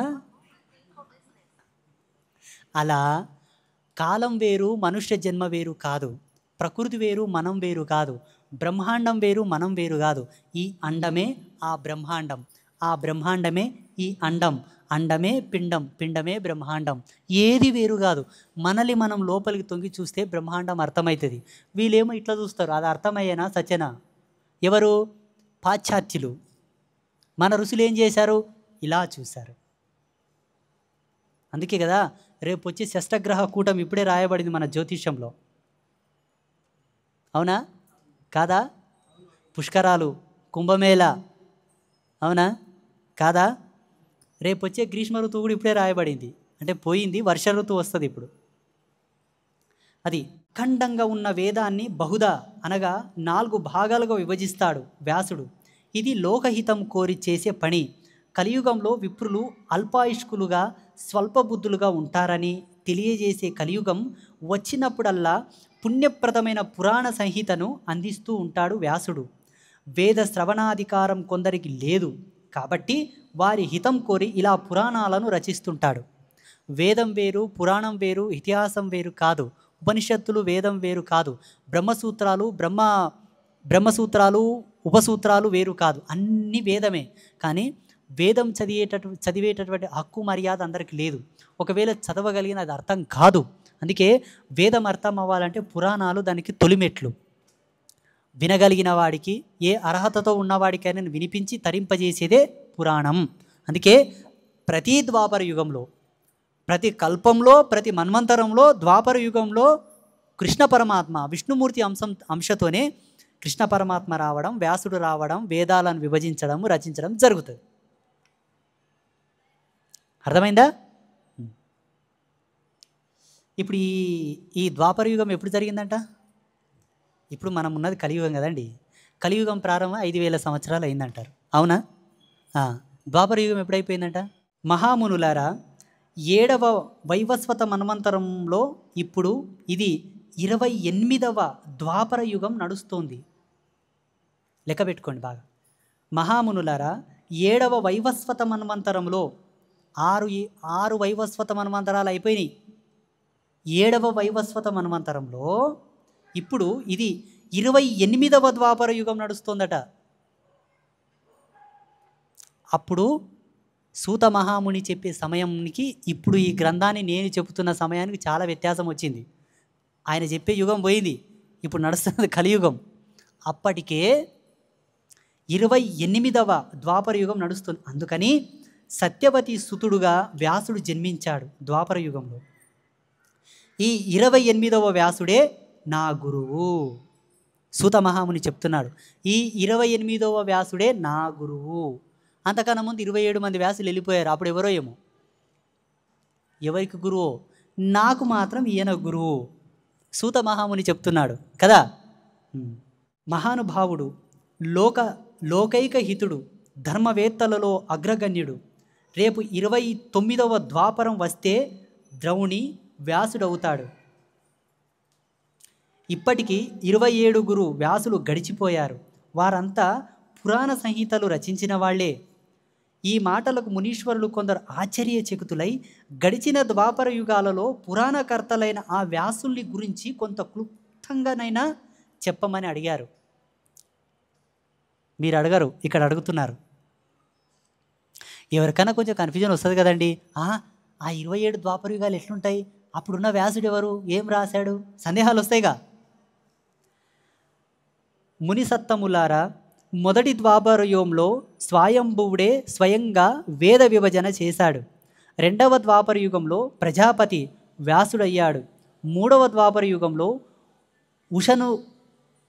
ఉషనసుడు, 4వ ద్వాపర యుగంలో బృహస్పతి, 5వలో సవిత అనగా సూర్యుడు, 6లో మృత్యువు, 7లో మఘవుడు, 8లో వశిష్ఠుడు, 9లో సారస్వతుడు, 10లో త్రిధాముడు, 11లో త్రివృష్టుడు, 12లో భరద్వాజుడు, 13లో అంతరిక్షుడు, 14లో ధర్ముడు, 15లో త్రయ్యారుణుడు, 16లో ధనుంజయుడు, 17లో మేధాతిథి, 18లో వ్రతి, 19లో అత్రి, 20లో గౌతముడు, 21లో ఉత్తముడు వ్యాసులయ్యారు. అటుపైని వరుసగా వేణుడు, సోముడు, తృణబిందువు, భార్గవుడు, శక్తి, జాతుకర్ణ్యుడు వ్యాసులు కర్తవ్యంగా నిర్వహించారు. ఇప్పటి 28వ ద్వాపర యుగానికి కృష్ణద్వైపాయనుడు వ్యాసుడు. ఈయన చెప్పిన ఈ పురాణాలనే నేను మీకు విన్నవించాను. ఇంతకుముందు చెప్పిన వాళ్ళందరూ 27 మంది అంట. ఇప్పుడు ఉండేటటువంటి కృష్ణద్వైపాయనుడు ఎవరు? కృష్ణద్వైపాయనుడు అనేది వ్యాసునికి తొలిపేరు. కృష్ణద్వీపంలో పుట్టింటాడు. నల్లటి నీలమేఘ ఛాయలు కలుముకునేటటువంటి ఒక ద్వీపంలో ప్రసవిస్తుంది సత్యవతి. మత్స్యగంధి, యోజనగంధి, ఆమె కథ కూడా వస్తుంది ఇప్పుడు. అక్కడ జన్మించి ఉంటాడు కాబట్టి ఆ బిలం పేరు ఈయనకు పెడతారు, కృష్ణద్వైపాయనుడు అని. వ్యాసుడు అనే పేరు ఎందుకు వచ్చిందంటే ఆయన ప్రజ్ఞ. వ్యాసం అంటే అద్వితీయమైన జ్ఞానం. ఖండనము కానీ అవిచ్ఛిన్నమైనటువంటి జ్ఞానం ఎవరికి ఉంటుందో వాళ్ళని వ్యాసుడితో సంబోధించవచ్చు. లైక్ 1 డాక్టరేట్, అదొక బిరుదు. వ్యాస అనేది ఒక బిరుదు. అర్థమైందా? ఇంతకుముందు 27 ద్వాపర యుగాల్లో కూడా వ్యాసుడు పుట్టాడంటే ఈ వ్యాసుడే పుట్టాడని మీరు అనుకుంటున్నారు. ఇంతకుముందు చెప్పిన పేర్లు ఉన్నాయి కదా, వాళ్ళందరూ కూడా అదే జ్ఞానంతో పుట్టి వేద విస్తారం చేశారు కాబట్టి అలా పుట్టిన వాళ్ళందరికీ కూడా వ్యాస అనే బిరుదు ఇచ్చారు. ఇప్పుడు గొప్ప గొప్ప టాలెంట్ వంతులందరూ పుడితే వాళ్ళని యూనివర్సిటీలో పిలిచి డాక్టరేట్లు ఇవ్వరా? అట్లా ఈ కృష్ణద్వైపాయనుడికి శుకుడు అనే కుమారుడు ఉన్నాడు. ఎవరు? వ్యాసుడికి.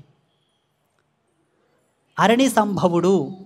అరణి అనగా యాగాగ్నికి మదించే కొయ్య పాత్ర.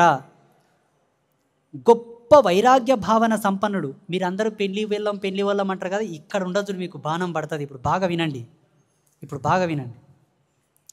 గొప్ప వైరాగ్య భావ సంపన్నుడు. మీకున్న వైరాగ్యం ఇక్కడ ఉంది, అసలైన వైరాగ్యం. శుకమహాముని ఎవరు? వ్యాసుని కొడుకు. వ్యాసుడెవరు? సాక్షాత్తు విష్ణు అంశతో పుట్టిన వాని గర్భంలో పుట్టినవాడు ఎంత గొప్పవాడై ఉండవచ్చు. అలా పుట్టినవానికి వచ్చిన వైరాగ్యం మీకు వచ్చిన ఒక వైరాగ్యమా? వ్యాసుడు దేవీ భాగవతం రచించి కొడుకుతో చదివించాడు. అప్పుడే వ్యాసుడి ముఖతః నేను దీన్ని విని యథాతథంగా గ్రహించాను. వ్యాసుడు దేవీ భాగవతం రచించి తన కొడుకుకు చెప్తుంటే నేను అతని సేవలో అతని శుశ్రూషలో ఉన్నాను కాబట్టి ఆయన కొడుకు చెప్తుంటే నాకు కూడా చెప్పాడు, నేను కూడా విన్నానని సూత మహాముని శౌనకాది మహామునులకు చెబుతున్నాడు. అవునా? కరుణా సముద్రులు మా గురువు గారు శుకుడి సందేహాలకు సమాధానాలుగా దేవీ భాగవత రహస్యాలన్నీ విడమర్చి చెప్పారు. అయోనిజుడై ఆ బుద్ధిమంతుడితో పాటు నేను విని ఆయా విశేషాలు కొంత తెలుసుకోగలిగాను. అయోనిజుడు అంట శుకుడు. శుకునికి వ్యాసమహాముని చెప్తుంటే నేను కూడా విని కొన్ని తెలుసుకున్నానని సూత మహాముని ఋషులకు చెప్తున్నాడు. మునిపుంగవులారా, ఈ దేవీ భాగవతం ఒక కల్పవృక్షం.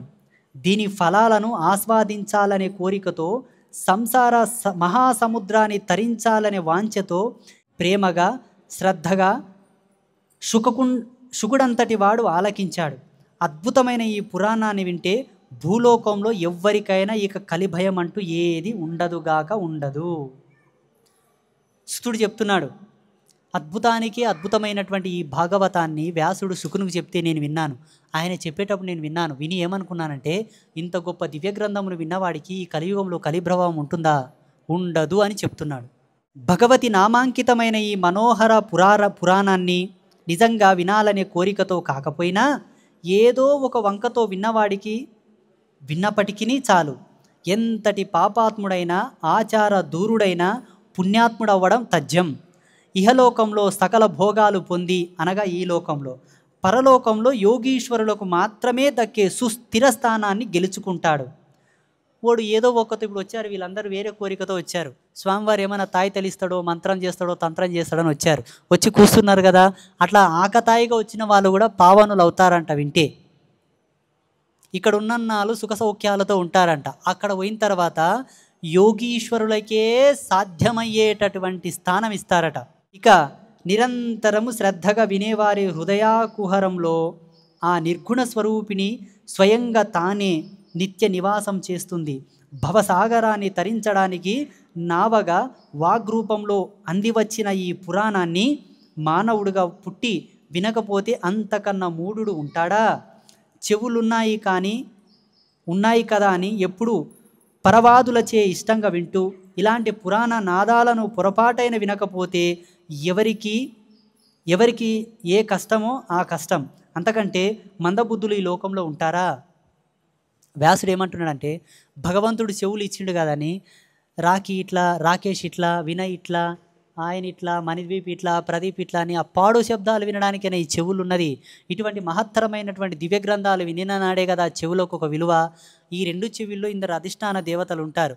ఆ ఉండేటటువంటి దేవతలు కూడా ఒక విలువ కదా. విన్నవాడు ఎవడైనాను ఈ లోకంలో పాపిగా, విననివాడు పాపిగా, విన్నవాడు పుణ్యాత్ముడిగా పరిగణిస్తున్నారు. ఇప్పుడు వ్యాసుడి పుత్రకాంక్ష ఇప్పుడు మొదలవుతుందిగా. మీరంటారు, స్వామీజీలకు కోరికలు ఉంటాయా? స్వాములకు కోరికలు ఎందుకు వస్తాయి? బాణాలు మాకేస్తారు మీరు. ఇప్పుడు వ్యాసుడికే పుత్రకాంక్ష తగిలింది.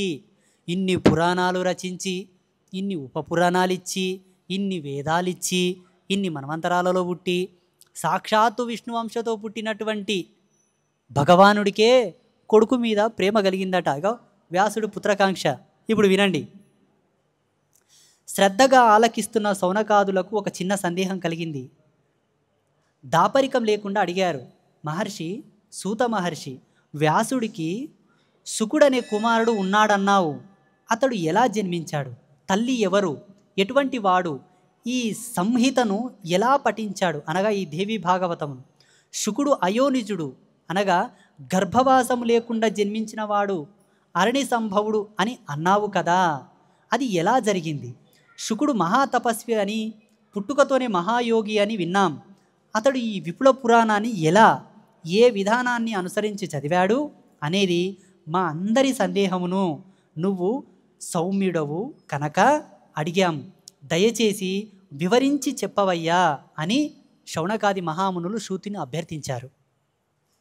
అప్పుడు సూత మహాముని చెప్తున్నాడు, మునులారా, పూర్వకాలాన వ్యాసుడు సరస్వతి నదీ తీరాన ఆశ్రమం నిర్మించుకొని తపస్సు చేసుకుంటున్నాడు. అప్పట్లో పిచ్చుకల జంట ఒకటి వ్యాసుడికి రోజు కనిపించేది. వాటి పరస్పరానురాగం ఆశ్చర్యపరిచేది. వాటి ఆ గూటిలో అప్పుడే గ్రుడ్డు విచ్చి జన్మించిన ఒక పిచ్చుక పిల్ల వ్యాసుడి మనస్సును ఆకట్టుకున్నాయి.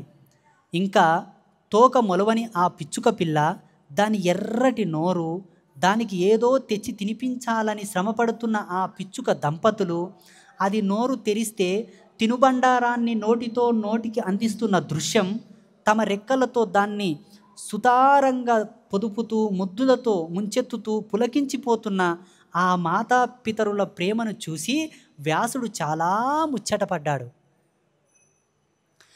సరస్వతి నదీ తీరంలో ఆయన ఆశ్రమం, ఆయన రోజు పురాణాలు రాయడం, వేదాలను రాయడం, యజ్ఞాలు చేయడం, తపస్సు చేసుకోవడం చేస్తూ ఉంటే ఒక పిచ్చుక గూడును చూసి, ఇప్పుడు పిట్టలు గుడ్డు బయటకు వచ్చిన తర్వాత తల్లి పురుగో పుట్టో తెచ్చి తినబెడతాయి కదా, ఆ పిచ్చుకల ప్రేమ చూసి ఆయనకు మోజయిందంట. అంటే ఆహాహా ఎంత బాగున్నాయి, తండ్రి ఎంత బాగున్నాడు, తల్లి ఎలా తీసుకుంటు.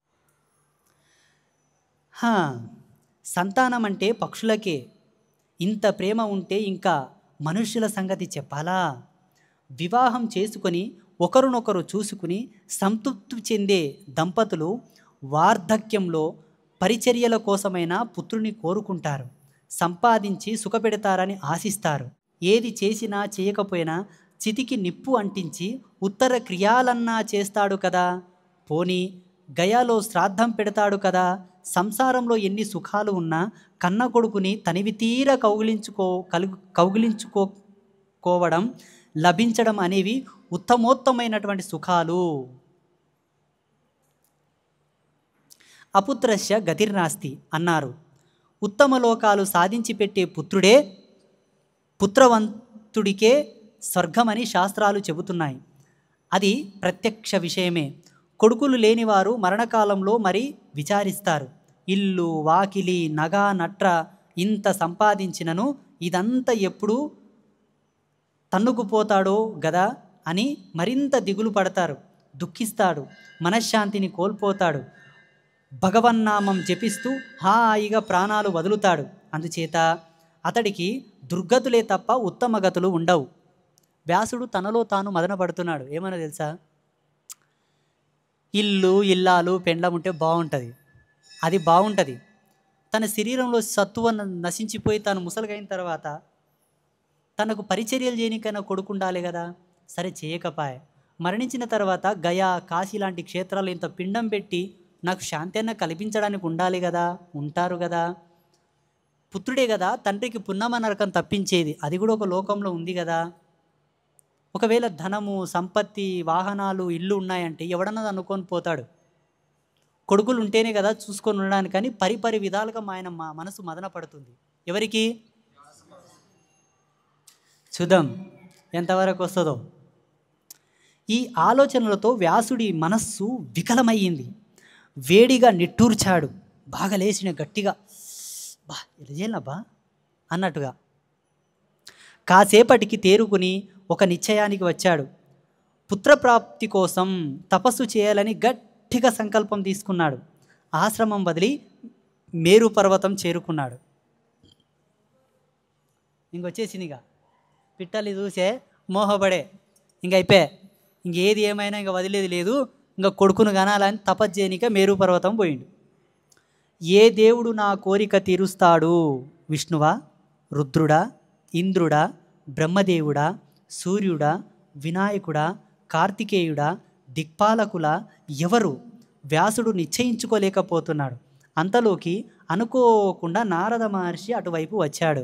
ఈయన వస్తాడిగా, ఈయన రాకుండా ఉంటాడా? ఆయన ఉన్నదే అందుకోసం, అంతే కదా. వీణ మీటుకుంటూ వచ్చాడు. టింగ్ టింగ్ కొట్టుకుంటూ వచ్చిండిగా. వ్యాసుడు భక్తితో అతిథి మర్యాదలు చేశాడు. కుశల ప్రశ్నలు అయ్యాయి. వ్యాసుడు ముఖంలో కనిపిస్తున్న ఆందోళన నారదుడు గమనించాడు. కారణమేమిటని అడిగాడు. వ్యాసుడు తన మనస్సులో ఉన్నది చెప్పాడు. ఏ దేవుణ్ణి ప్రార్థించాలో తేల్చుకోలేకుండా ఉన్నాను, సలహా ఇవ్వమని చెప్పాడు.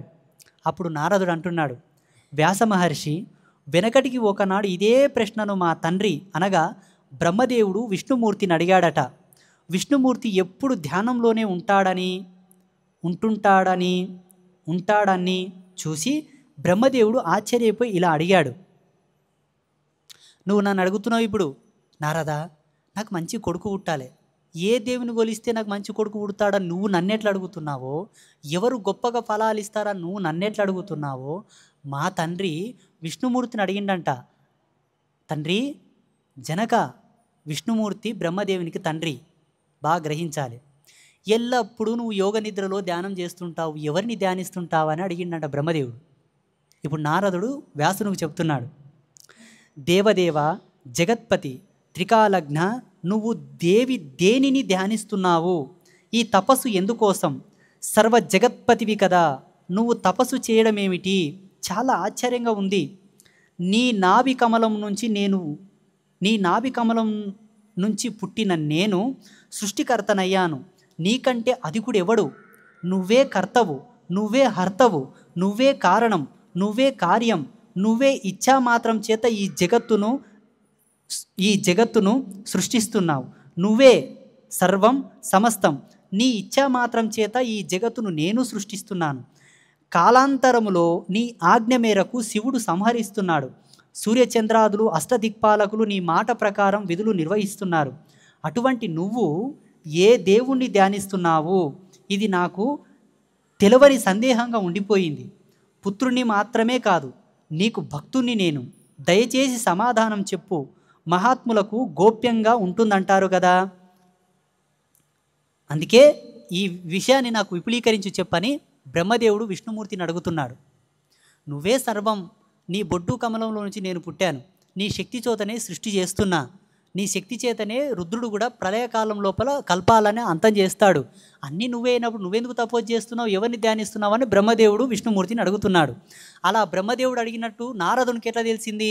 నారదుడు ఒకానొక సమయంలో బ్రహ్మలోకం పోతే బ్రహ్మదేవుణ్ణి అడుగుతాడు నారదుడు, తండ్రి ప్రజాపతి, విరించి, సృష్టికర్త, ఎప్పుడు కన్ను మూసుకొని ధ్యానం చేస్తావు, ఎవరిని ధ్యానం చేస్తావంటే అప్పుడు బ్రహ్మదేవుని నారదుడు అడిగినప్పుడు బ్రహ్మదేవుడు నారదుని చెప్తాడు, ఓ నారదా, నేను కూడా ఒకప్పుడు వైకుంఠానికి పోయినప్పుడు విష్ణుమూర్తిని అడిగాను మా తండ్రి గారిని. అప్పుడు మా తండ్రి నాకు చెప్పింది నేను నీకు చెప్తున్నానని నారదునికి చెప్తే నారదుడు విన్నది ఇప్పుడు వ్యాసునికి చెప్తున్నాడు. ఇప్పుడు శ్రీ మహావిష్ణువు చెప్తాడు, సృష్టికర్త సందేహాన్ని తీర్చడం తన కర్తవ్యం అనుకున్నాడు విష్ణుమూర్తి. చిద్విలాసంగా చిరునవ్వులు చిందిస్తూ కొడుకుకి సమాధానం చెప్పాడు. ఎవరు? విష్ణుమూర్తి. బ్రహ్మదేవుడు కొడుకు, విష్ణుమూర్తి తండ్రి. అవునా? శుభం. చూడండి, ఇప్పుడు టెస్ట్ ట్యూబ్ బేబీలు ఉన్నాయి కదా, టెస్ట్ ట్యూబ్ బేబీలు లేవా? టెస్ట్ ట్యూబ్ బేబీ ద్వారా పిల్లలు పుట్టిస్తున్నారు అంటారు కదా, అవునా? సరోగసి, అవునా? సరోగసి వేరండి, ఇది వేరు. అలా టెస్ట్ ట్యూబ్ టెక్నాలజీని వాడి ఇప్పుడు పిల్లలు ఎట్లా పుట్టిస్తున్నారో శ్రీ మహావిష్ణువు తన యోగశక్తి చేత నాభి కమలం నుంచి బ్రహ్మను తీశాడు. ఈయన పురుషుడే, ఆయన పురుషుడే. How is it possible? But it's a possible. దీంట్లో కొంచెం విజ్ఞానాన్ని బాగా మర్దన చేస్తే అర్థం దొరుకుతుంది.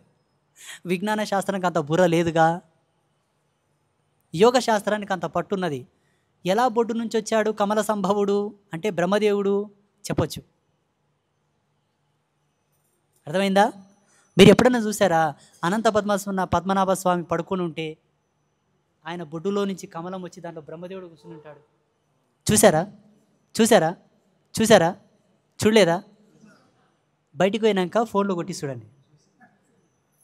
విష్ణుమూర్తి చెప్తున్నాడు, నాయన విరించి అనగా బ్రహ్మదేవుడు, నాయన విరించి శ్రద్ధగా విను, నా మనసులో ఉన్నది చెబుతున్నాను. నువ్వు నేను శివుడు సృష్టి స్థితి లయ కారకులమని ప్రపంచమంతా అనుకుంటుంది.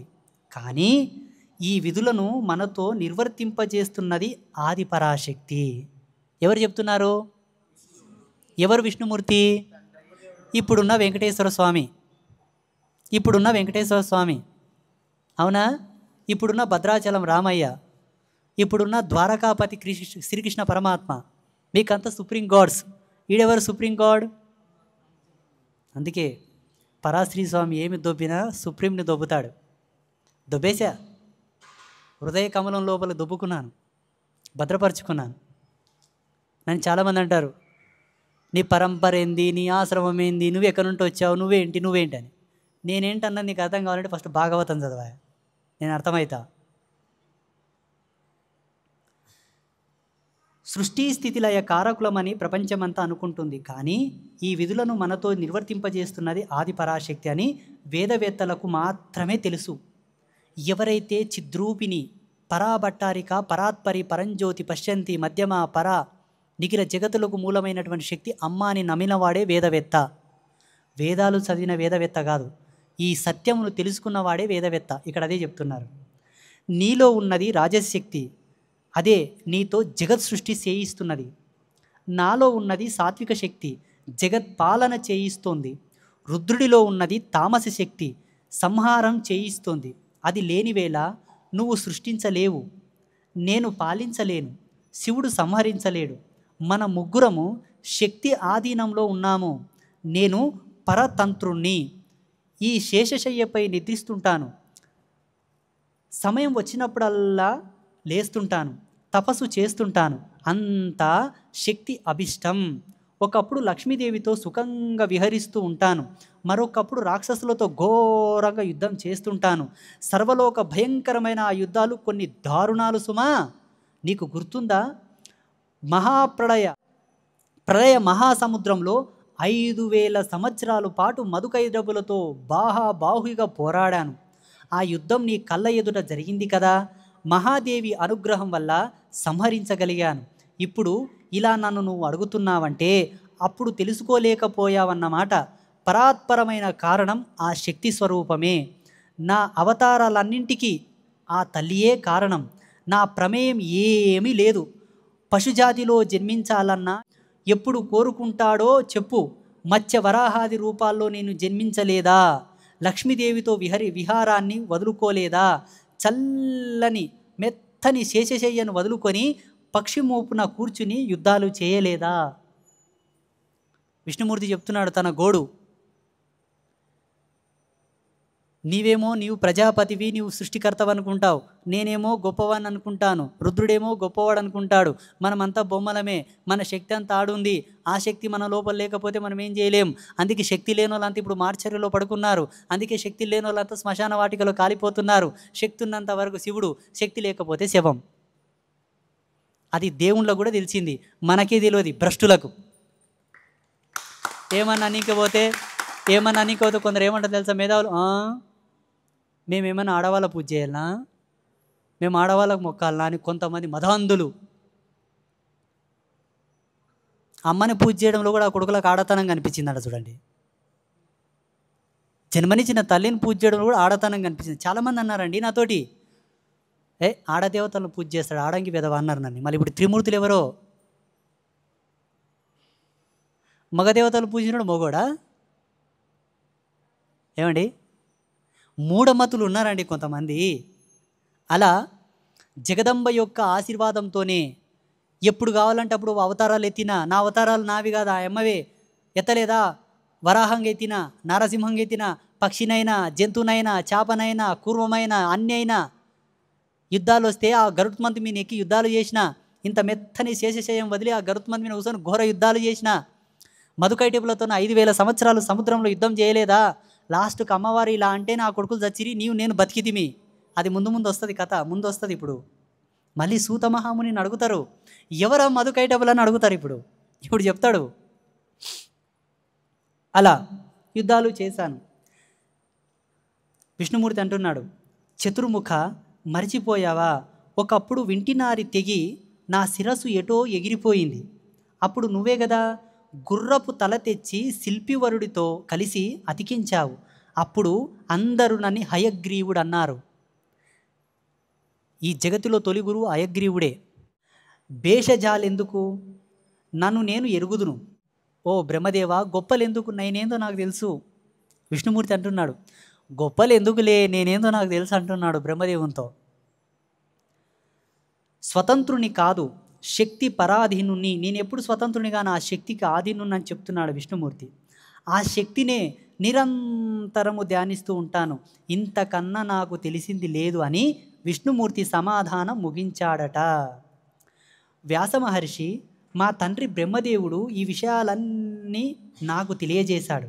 అందుచేత నువ్వు కూడా నీ హృదయ పద్మంలో ఆ దేవి పాదపద్మములను ధ్యానించు, నీ కోరిక నెరవేరుతుందని నారదుడు సలహా చెప్పేసరికి వ్యాసుడు కుదుటపడ్డాడు. మేరుపర్వత శిఖరం మీద నిశ్చలంగా తపస్సుకు కూర్చున్నాడు. నారదుడు చెప్తున్నాడు, వ్యాస మహాముని, మా తండ్రి విష్ణుమూర్తి గురించి నాకు చెప్పిండు, నాకు అప్పుడు బల్బు వెలిగింది. నేనేమో నారాయణ నారాయణ అనుకుంటూ పోతుంటే నాకు అప్పుడు బల్బు వెలిగింది, నారాయణలో కూడా అమ్మనే ఉందని. ఇప్పుడు నేను నీకు చెప్తున్నా, ఇంకెవరిని కొలుస్తావు, అమ్మని కొలువు అనేటాలకి వ్యాస మహామునికి బలం పెరిగింది. మేరు పర్వతం శిఖరం పైకి వెళ్ళి అమ్మవారి హృదయ కమలంలో వసింపజేసుకొని తపస్సు ప్రారంభించాడు. ఎందుకోసం? కొడుకు కోసం. మీరేం పెళ్లి చేసుకొని పిల్లలు కానండి అంటేనేమో పెళ్ళి ఎందుకు గురుదేవా అంటారు. ఇక్కడ వచ్చింది ఇప్పుడు తతంగం. సూతుడు చెప్పిన ఈ వ్యాస నారద సంభాషణను శ్రద్ధగా విన్న మునులకు మరొక సందేహం వచ్చింది. సర్వకారణ కారణుడు జగన్నాథుడు అయిన విష్ణుమూర్తికి శిరస్సు తెగడం ఏమిటి? గుర్రపు తలను తెచ్చి అతికించడం ఏమిటి? హయగ్రీవుడు కావడం ఏమిటి? ఇదంతా చాలా విడ్డూరంగా ఉంది, వివరంగా చెప్పమని ప్రార్థించారు సూత మహామునిని. అప్పుడు సూతుడు అందుకున్నాడు. ఇంకా ఇంతకుముందు చెప్పాడు కదా. ఇప్పుడు హయగ్రీవ వృత్తాంతం వచ్చిందా? హయగ్రీవ వృత్తాంతం. మహామునులారా, సావధానంగా వినండి. పరమ తేజస్వి దేవదేవుడు అయిన విష్ణుమూర్తి జీవితంలో జరిగిన ఒక అపూర్వ సంఘటన చెబుతున్నాను. ఒకానొకప్పుడు జనార్దనుడు 10,000 సంవత్సరాలు రాక్షసులతో భయంకరంగా యుద్ధం చేసి బాగా యుద్ధాలు చేసి అలసిపోయాడు. ఎక్కుపెట్టి ఉన్న ధనస్సును అలాగే ఒక సమతల ప్రదేశంలో నేలపై ఆంచి, పైకొనకు గడ్డం ఆంచి, శరీర భారమంతా ధనుస్సుపై మోపి అలా నిలబడి విశ్రమించాడు. అలసటతో దైవయోగమో చటుక్కున నిద్రలే పట్టేసింది. గాఢ నిద్ర చాలా కాలం గడిచింది. కొన్ని వేల సంవత్సరాలు రాక్షసులు యుద్ధం చేసి కాసేపు పక్కకు పోయి బాణం ఎక్కుపెట్టి ధనుస్సు నిలబెట్టి దానికి తల ఇట్లా ఆపోజిట్ డైరెక్షన్లో ఆనిచ్చి జర్ర ఇట్లా వంటలు నిద్ర పట్టేసింది. అలా చాలా కాలం గాఢ నిద్రలోకి వెళ్ళిపోయాడు. ఆయనకు తెలియదు నిద్రలోకి పోయింది. ఆయనని యోగ నిద్ర లోపలికి మాయాభ్రాంతితము చేసింది కూడా పరదేవతనే. ఎవరికైనా నిద్ర పట్టాలన్నా అమ్మ అనుగ్రహం కావాలి. అందుకే రాత్రి సూక్తంలో చెప్తారు కదా, యాదేవి సర్వభూతేషు నిద్రారూపేణ సంస్థిత నమస్తస్యై నమో నమః. రాత్రి వ్యాఖ్యదాయత పురుత్ర దేవ్య అక్షభిః. రాత్రి సూక్తంలో చెప్పారా, రాత్రికి అధిష్టాన దేవత మహాకాళి. అందుకే కాళీ పూజలు ఎక్కువ రాత్రి వేళలో చేస్తారు. అమ్మవారే ఇట్లా అన్నది, నిద్ర పట్టేసింది ఆయనకు. ఎవరికి? విష్ణుమూర్తికి. అంతలోకి ఏదో యజ్ఞం చేయాలని తలపెట్టిన దేవతలు బ్రహ్మను శివుణ్ణి తీసుకొని విష్ణులోకానికి వెళ్ళారు. యజ్ఞ ప్రభువు కదా విష్ణుమూర్తి, ఇది దేవకార్యం చేస్తున్న యజ్ఞమాయే, అందుచేత జగన్నాథుడి అనుమతి తీసుకొని ప్రారంభిద్దామని ఆకాంక్ష తీరా వెడితే విష్ణులోకంలో విష్ణుమూర్తి కనబడలేదు. దివ్య దృష్టితో చూశారు. యుద్ధం ముగిసి నిశ్శబ్దంగా ఉన్న రణరంగంలో ధనుస్సు మీద నిలబడి నిద్రపోతున్న కేశవుడు కనిపించాడు. అంతే, అందరూ ఒక్క ఉదుటున అక్కడికి చేరుకున్నారు. అలికిడి అయిన స్వామి లేవలేదు. నిద్ర లేపడం ఎలాగా? ఉపాయం ఆలోచించండి అన్నాడు దేవేంద్రుడు. నిద్రాభంగం చేయకూడదు, మహాపాపం. అలాగని ఈ యజ్ఞాన్ని ఆపలేము అంటూ ఒక సంశయంలో పడ్డాడు శంకరుడు. ఈయన నిద్రపోతున్నాడు. బ్రహ్మ, శంకరుడు, అష్టదిక్పాలకులందరూ ఒక మహాయజ్ఞం సంకల్పం చేశారు. యజ్ఞ ప్రభువు, యజ్ఞ అధిష్టాన దేవత విష్ణుమూర్తి కాబట్టి ఆయనతో ఆజ్ఞ తీసుకొని రావాలి. ఎవరైనా ఎమ్మెల్యేలు, మినిస్టర్లు ఏమైనా బిల్లు ప్రవేశపెట్టాలంటే లోక్సభలో, రాజ్యసభలో పోయి అడుగుతారు కదండి, అవునా? పర్మిషన్ తీసుకుంటారు కదా. అట్లా ఏ యజ్ఞమునకైనాను కర్తలు ముగ్గురే: బ్రహ్మ, ఇంద్రుడు, విష్ణుమూర్తి. రుద్రుడు భోక్త, యజ్ఞశక్తిని అనుగ్రహించేవాడు. విష్ణుమూర్తి ఆజ్ఞ కోసం అక్కడ పోతే ఆయన అక్కడ లేడు. యోగ దృష్టితో చూశారు. ఆహా, యుద్ధాలన్నీ చేసి యుద్ధమంతా అయిపోయిన తర్వాత యాసరుకొని ఆడ పడుకుంటున్నాడని ఆడ మాయమై ఈడ ప్రత్యక్షమయ్యారు. నిద్రలో ఉన్నాడు కదా, నిద్రలో ఉన్నాడు లేపకూడదు అనేది అప్పుడు నియమం. సంభోగంలో ఉన్న వాళ్ళని, భోజనం చేస్తున్న వాళ్ళని, నిద్రలో ఉన్న వాళ్ళని, పురాణ పఠనం చేస్తున్న వాళ్ళని, కావ్యము రచించే వాళ్ళని భంగపరచకూడదు, మహాపాపం. అందుకే లేపలేదు. ఎలా నిద్ర నుంచి బయట తీసుకురావడం అని శంకరుడికి ఒక పెద్ద పన్నాగం అయిపోయింది. సందిగ్ధంలో పడ్డాడు శంకరుడు. బ్రహ్మదేవుడికి ఒక ఉపాయం తట్టింది. ఒక వంబ్రిని అనగా ఒక చెదపురుగును సృష్టించాడు. వింటినారిని భక్షించమన్నాడు. అప్పుడు ధనుసు జారిపడింది. దేవదేవుడు నిద్ర లేస్తాడు, దేవకార్యం నెరవేరుతుంది అని పథకం చెప్పాడు. అందరూ అంగీకరించారు. కానీ ఆ వంబ్రి సందేహం వెలుబుచ్చింది. బ్రహ్మదేవుడికి ఒక సందేహం వచ్చింది. ఇప్పుడు ధనుసుని ఇట్లా నెత్తిపెట్టి పడుకున్నాడు కదా, పడుకున్నాడా? ఒక పురుగును వదిలితే దాన్ని కొరుకుతుంది. కొరికితే అది కింద పడుతుంది, తనంతకు తానే నిద్ర లేస్తాడు. ఇంకా మనకే భయం లేదని చెప్పి ఒక పురుగును సృష్టించారు. బ్రహ్మదేవుడు ఒక పురుగును సృష్టించాడు, కట్టెను కొరికే పురుగు, శత పురుగు. అప్పుడు ఆ పురుగుకు ఒక సందేహం వచ్చిందంట. సంస్కృతంలో ఏమంటారంటే చెద పురుగుని వంమ్రి అంటారు, వంమ్రి. దానికి ఒక సందేహం వచ్చింది. కమల సంభవ, జగద్గురువైన రమాపతికి నిద్రాభంగం చేయమంటావా? ఎలా చేయను? నిద్రాభంగం, కథాభంగం, దాంపత్య భేదనం, శిశుమాతృ విభేదనం ఇవి బ్రహ్మహత్యతో సమానం కదా, మహాపాపాలు కదా. పోనీ ఇంత పాపానికి ఒడిగడితే నాకు ఒరిగేది ఏమిటి? వింటినారిని తింటే నాకు దక్కే ఫలమేమిటి? సర్వ పాపాలకు స్వార్థమే కదా మూలం. భక్షణం నా స్వార్థమైతే ఫలం మాట ఏమిటి అని పురుగు అడుగుతుంది. ఓ బ్రహ్మదేవ, నన్ను సృష్టిస్తావు, నేను కొరుకుతా. జగన్నాథుని నిద్రభంగం చేస్తే నాకేం పాపం తగులుతుందో? అందున శాస్త్రపరం నీకు తెలియదా? నిద్రలో ఉన్న వాళ్ళని వీళ్ళ నిద్ర లేపోద్దంటారు. సరే, ఒక కట్టెను కొరుక్కొని తినడం నా ధర్మం, నేను కొరుక్కొని తింటాను. అది వేరేతోనూ కూడా కొరుక్కొని తింటా. ఈడ కొరుక్కొని తింటే నాకు వచ్చిన ఫలం ఏంటో ముందు చెప్పండి అని పురుగు అడుగుతుంది. ఎవరిని? బ్రహ్మదేవుని. వంమ్రి ప్రశ్నలకు బ్రహ్మదేవుడే సమాధానం చెప్పాడు. వంమ్రి, నీకు యజ్ఞంలో భాగం కల్పిస్తాను. హోమగుండాలలో హవిస్సులు వేల్చేటప్పుడు అటు ఇటు చెదిరిపడే భాగాలు ఇక నుంచి నీవే. పద, త్వరగా విష్ణుమూర్తిని నిద్రలేపు, దేవకార్యం నెరవేర్చు అని ఒప్పించాడు. దేవతలు కూడా నిద్రలేపనికేనేమో భయం, యజ్ఞం ఆపడం కూడా భయం. యజ్ఞం కూడా లోక కళ్యాణం కోసం చేస్తున్నారు, అది ఆపలేము, ఇతన్ని లేపలేము. ఎలా?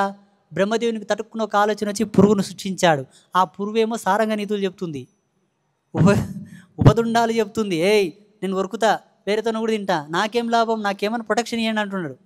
అప్పుడు బ్రహ్మదేవుడు అంటాడు, జగతిలో ఎవరు యజ్ఞం చేసినా యజ్ఞంలో ఏదైనా ద్రవ్యం వేస్తాడు పక్కకు చిదిరిపోతుంటాయి కదా, మీరు కూడా నవధాన్యాలు వేస్తే పక్క కడుతున్నా, అలా పడినటువంటి యజ్ఞ సమిధ సామాగ్రి అంతా నీదే. యజ్ఞంలో నీకు ఆవిర్భాగం ఇస్తున్నా, తీసుకపో, ఇక పోయి కొరకని చెప్తున్నాడు. ఎవరికి చెప్పాడు? వంమ్రి. వంమ్రి వెళ్ళింది. నేలపై ఆని ఉన్న ధను రగ్రం అనగా ధనుసు యొక్క చివరి భాగం దగ్గర నారిని చటుక్కున కొరికింది. ఒక్క పెట్టున ధనుస్సు ఎగిసిపడింది. భీకర శబ్దం భూ నభోంతరాల వరకు ప్రతిధ్వనించింది. దేవతలంతా భయపడ్డారు.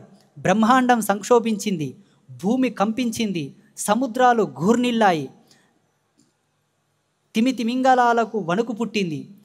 జుంజు జుంజు మారుతాలు వీచాయి, పర్వతాలు గ్రక్కదిలాయి, అమంగళ సూచకములు, ఉల్కపాతాలు, మహోత్పాతాలు జరిగాయి.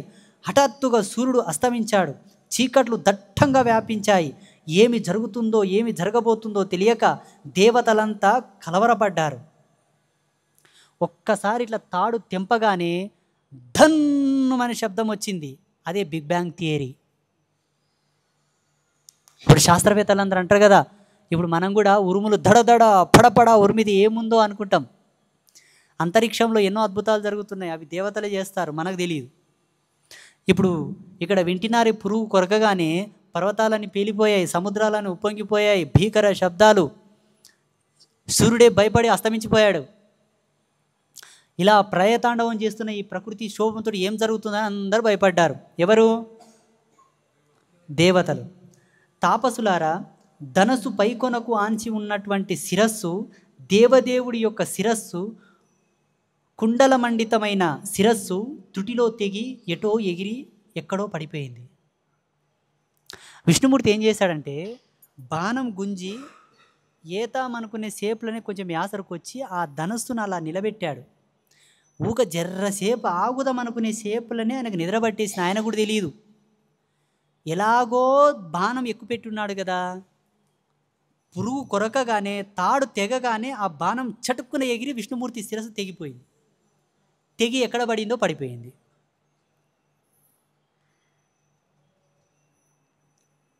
దీంట్లో ఇంకొక కారణం కూడా ఉంది. కొంతమంది పట్టుకోవచ్చు, దేవుళ్ళకి ఆ మాత్రం తెలియదా, తాడు కొరకంగా బాణం ఎగరంగా తల ఎగరంగా ఎక్కడో పడిందట. ఇవి దేవుళ్ళను దేవుళ్ళు ఎట్లయితారని కొంతమంది హేతువాదులు అంటారు కదా. అది తెగడం వాళ్ళకి తెలుసు, అది పోవడం వాళ్ళకి తెలుసు, అన్నీ తెలుసు. తల్లి పక్కల వండుకుంటే పిల్లలు పుట్టారని పుడతారని తండ్రికి తెలియక పడుకున్నాడా? తెలిసే పడుకుంటాడు, పిల్లలు తెలిసే పుడతారు. అవునా? మరి పుట్టే పిల్లలు నపుంసకులు ఎందుకు పుడతారు? అంగవైకల్యం ఎందుకు పుడతారు?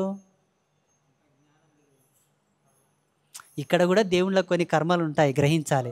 మీలాక మా దేవుడు సమర్థుడు. దేవుడైనా ధర్మాన్ని మోయాలన్నదే సత్యం. అదే ధర్మం, అదే మా ధర్మం, మీ ధర్మం కాదు.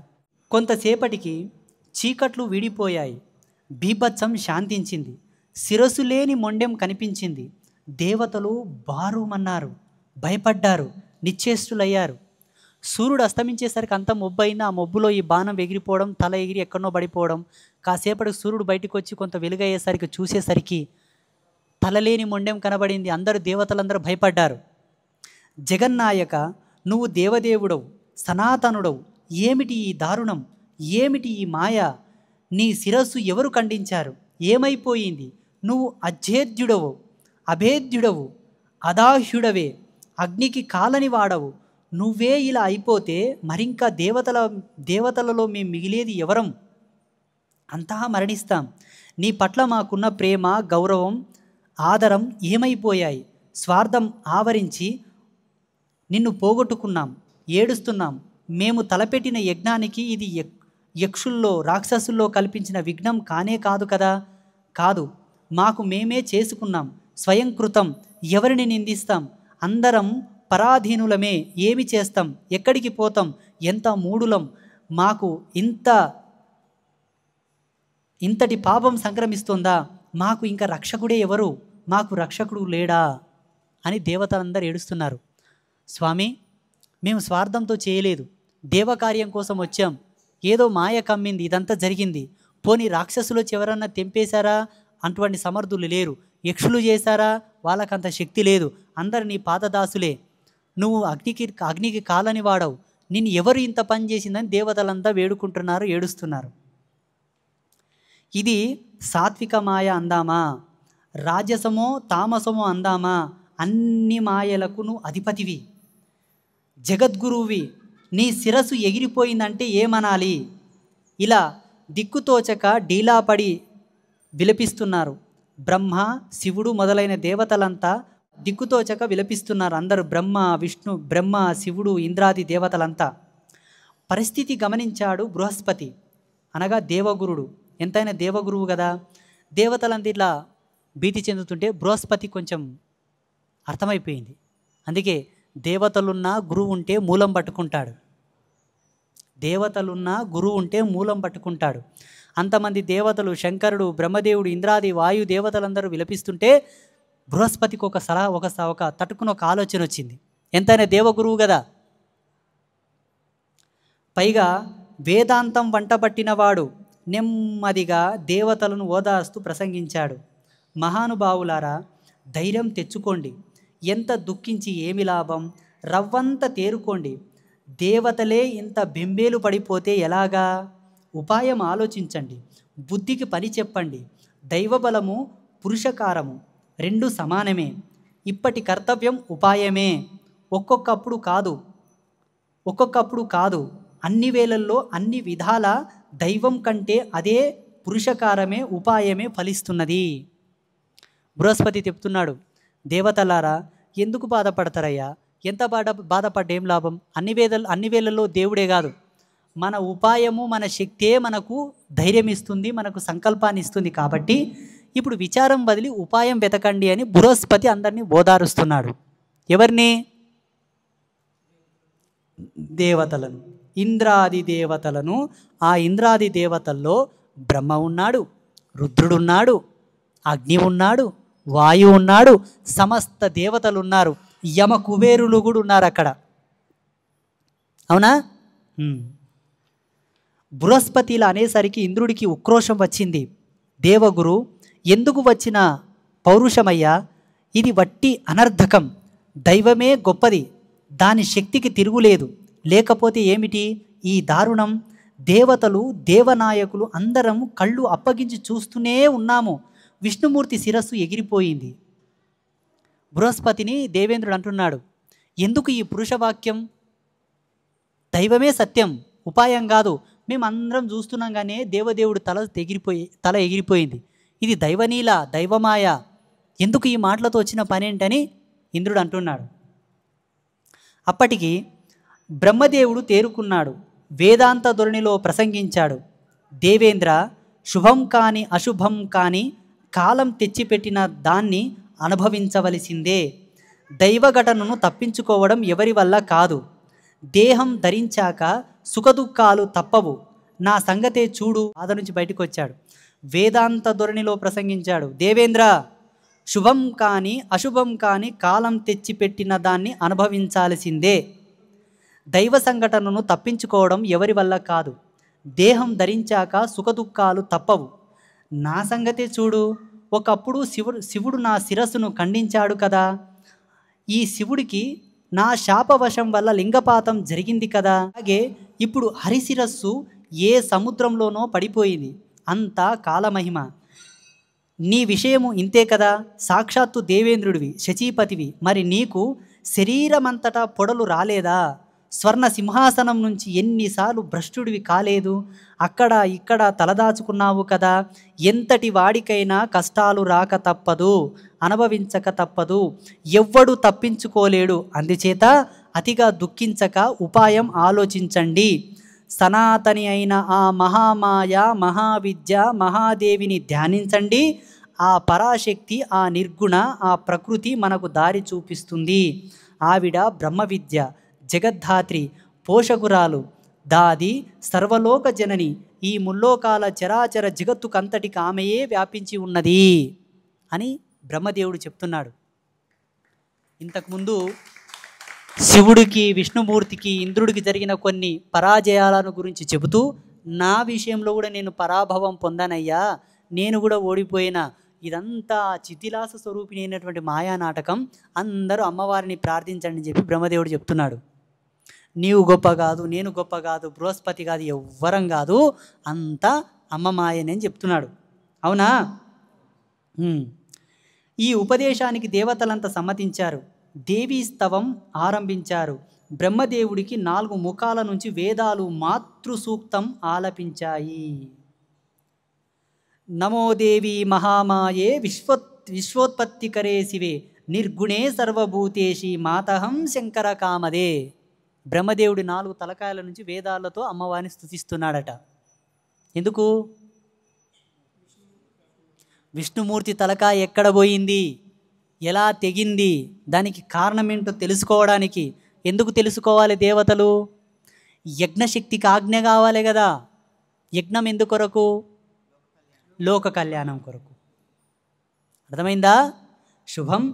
రేపు త్రిమూర్తులు జగన్మాతను ప్రసన్నం చేసుకొని విష్ణుమూర్తి యొక్క శరీరం నుంచి వేరుపడినటువంటి శిరస్సును కనుగొనడానికి తెలుసుకునే ఉపాయము, ఆ ఉపాయంతో శిరస్సు అతికించిన తర్వాత వచ్చేటటువంటి హయగ్రీవ వృత్తాంతం చెప్పుకుందాం. అందరికీ స్వస్తి. శ్రీమాత అనుగ్రహ ప్రాప్తిరస్తు. తదాస్తు.